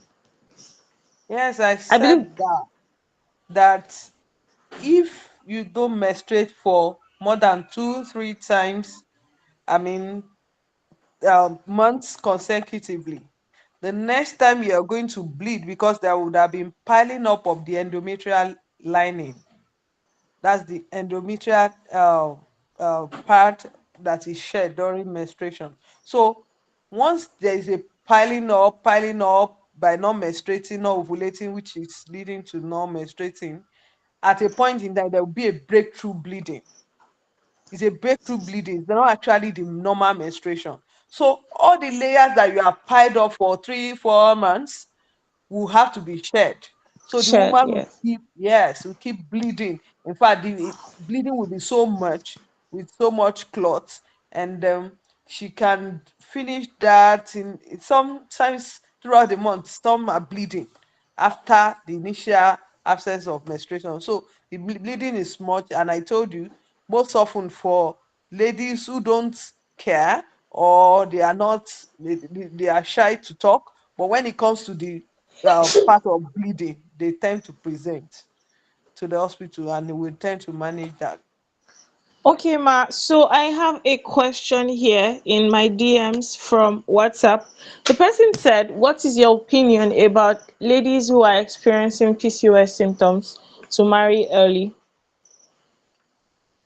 Oh, marry early. Well, there's really for every woman, we should marry early. But what is the definition of early? Yeah. Once a woman is 21 and above, she's good to go. That's not early marriage. We are the one calling it early. And the things that are causing most people to marry late now is professionalism. It's the one causing a lot of problems. And because of that, I'm not talking about PCOS now. In fact, because of professionalism, delay in getting married, infertility rate has increased because you Yeah. have the good times. 21 to 30 to less than to 30 is a good time for a woman to have babies. So your definition of marrying early because you have PCOS does not make you to go and marry at 18, 16. No. But every woman should marry early. We should, in the midst of pursuing our career, we should, and if you are ready to create a home, right, you should get married on time. So it Okay, has Ma. nothing to do with To PCOS itself. Okay, ma. Okay, Yeah. to explain further, the person mentioned that oh, she isn't ready yet, but she's being pressured to get married early because oh, your time is ticking, you have lesser reproductive time because of PCOS. That's what I just said. It's not about PCOS. It's about every woman getting married at a good time. With the good time that your ovaries are still doing well and you are not likely to have bad babies, babies with cerebral palsy, baby with a lot of syndrome. Because as you are aging, the ovaries, I mean, the follicles are getting older, such that the qualities of baby too, they are reducing as you are getting older. Mm, So it's mm. not only about PCOS, it is about women. And we should, once you are 21, you should start making babies. And less than 35, you should be done with babies because once you get to that age 35, I'm not making you afraid. That's not the idea, but it's to get you enlightened. By the time you are 35, the risk of having bad babies increases, then the tendency to have comorbidity like hypertension, diabetes increases. So if you want to do something, you should do it early. So, and Okay, that's ma. why our own definition of early, if it is not more than, if it is not less than 21, uh, less than 21 is too early for whatever reason, shouldn't rush into marriage. Even if you now have PCS, you should not rush into marriage. You should be sure you are ready, and when you are ready, the PCS will be managed. Yes, ma'am. Thank you so much, ma. So, to the very last question we'll take today, um, how effective are birth controls in managing PCOS? What can cause secondary infertility when a woman has not taken any birth control before? How? Birth control, that's family planning. Has Yes, ma'am. nothing to do with PCOS. Okay. But we use combined oral contraceptive, which is a form of family planning, which is called pills. It's a combination of estrogen, some not all, okay, the combined. It's a combination of both estrogen and progesterone. And we have said that PCOS is a matter of hormonal imbalance. So we use it to correct the hormonal imbalance. That's COCP, combined oral contraceptive. We use to control.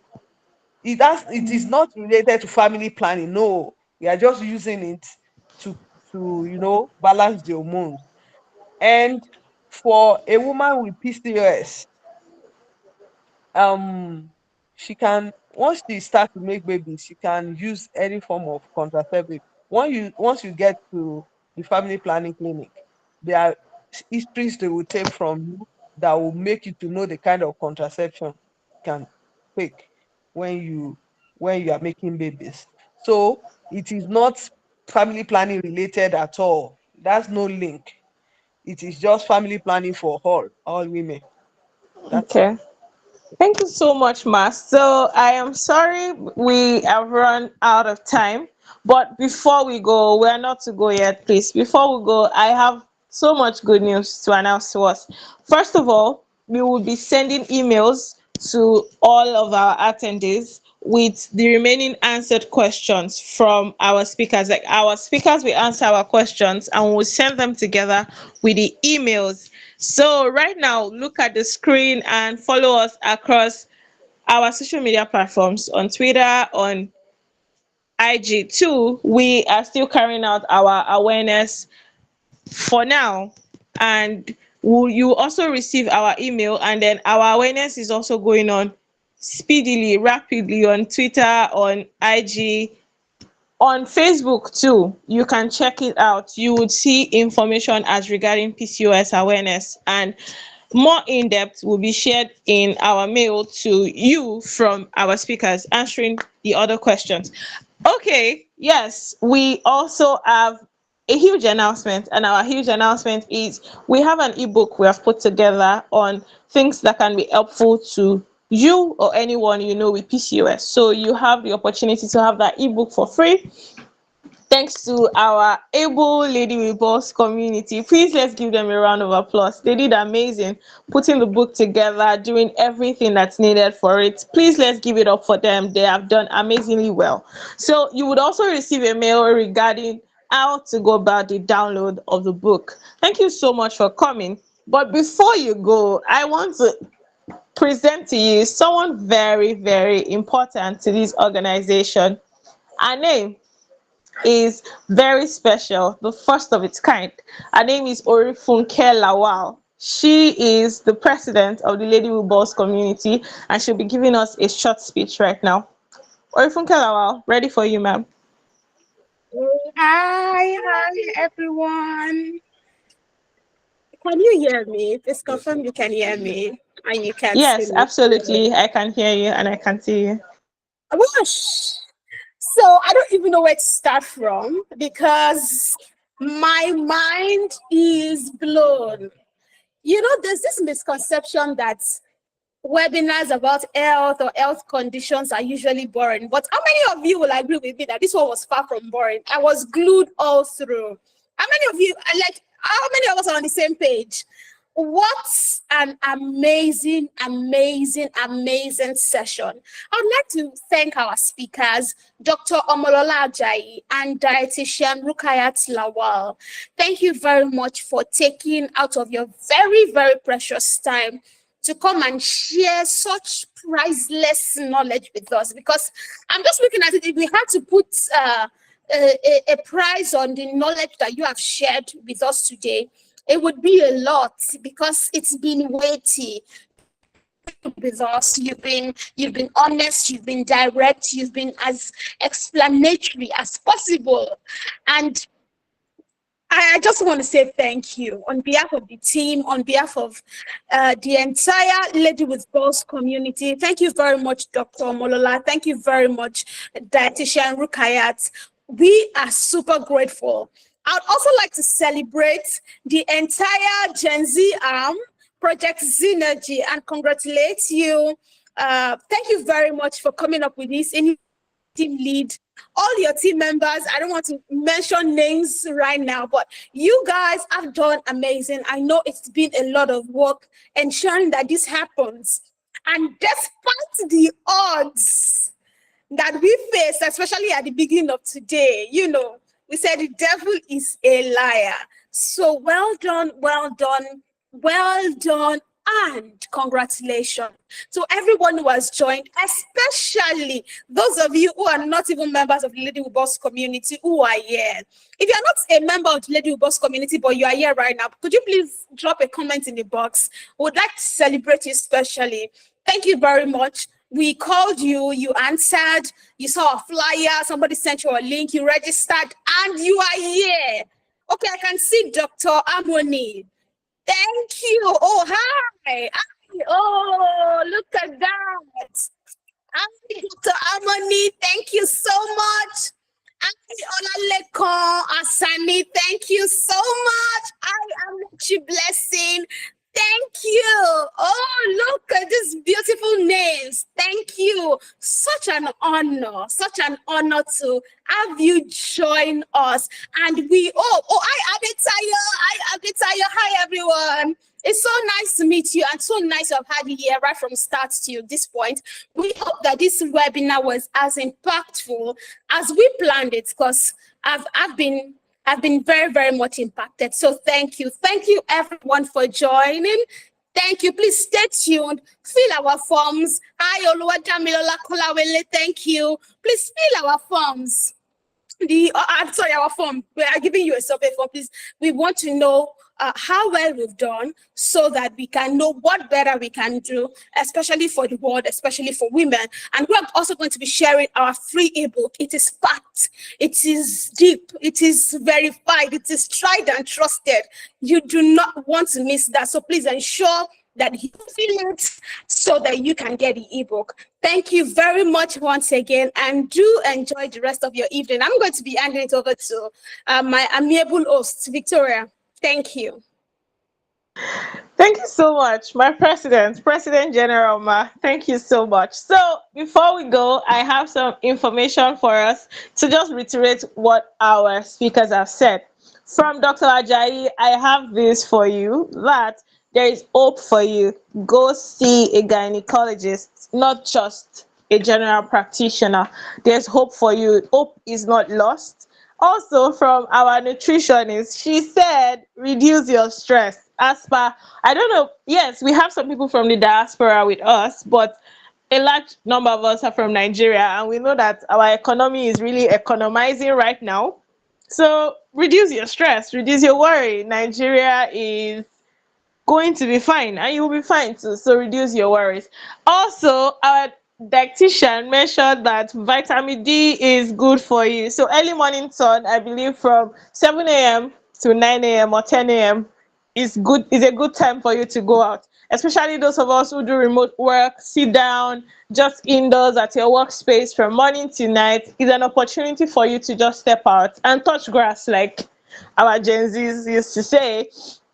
Go out and touch grass early in the morning, and you can come back inside. You've gotten your share of vitamin D every day. Also, exercising is good for you. Also, say no to supplements that are not prescribed by your doctor.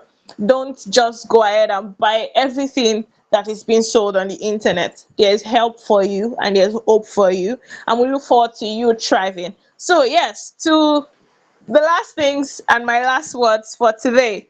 Thank you so much, Dr. Omolala Ajayi and dietitian Rukayat Lawal. You've blown my mind today. I mean, my notepad is full. I don't know if anybody else had a notepad, but my notepad is full. Thank you so much, ma'am. I am really, really grateful. And on behalf of the Synergy team and Lady Weebles, we say thank you for honoring our invitation today. So yes, our free ebook will be sent to us via email, and follow us on Instagram and also on Twitter, because information as regarding if you have a mail would be shared on those social media platforms. And I have good news. You would have the contact information of our speakers attached to our email to reach out to them personally if you need a referral or you need to see them about personal issues you don't want to discuss with them here on the webinar. So thank you so much. I believe that I can say for myself that I gained so much today. So if you can believe that, or if you know that for yourself that you gain so much knowledge, please let me see your reactions and your messages in the chat box. And it's a wrap today. I remain your very favorite Gen Z host, Victoria Bamiduro. Thank you so much for coming, and it's bye for now.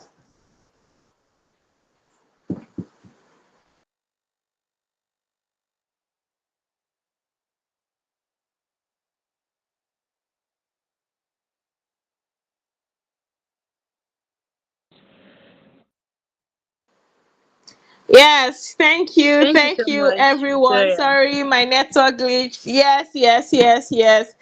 Please say thank Thank you for you having me. to yourselves for It's coming to nice learn. Thank having you, you. Dr. F, Dr. Malala. Thank you, Dietitian Rukayat. We are really grateful. Enjoy your week. Have a great week. Don't stress this week, like our speakers mentioned. Okay.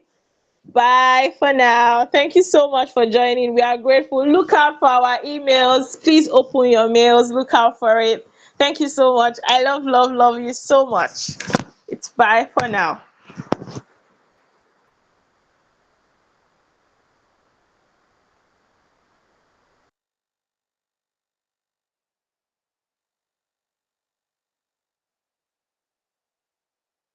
Yes, you can leave the meeting now. We're done. Expect our emails. Please fill the survey form. Look out for our emails. Follow us on social media to know the first-hand information we have for you as regarding contacting our speakers and also getting the free ebook. Thank you so much for coming. Keep flying the flag of PCOS awareness. It is not a death sentence. It is not a disease. It is curable with help and support. And now, even if you don't have PCOS, for my guys who attended and other ladies who don't even have PCOS, they've told us ways we can support our colleagues, friends, family who have PCOS. So be kind. You have the right information right now to be kind to them. Yes, bye for now.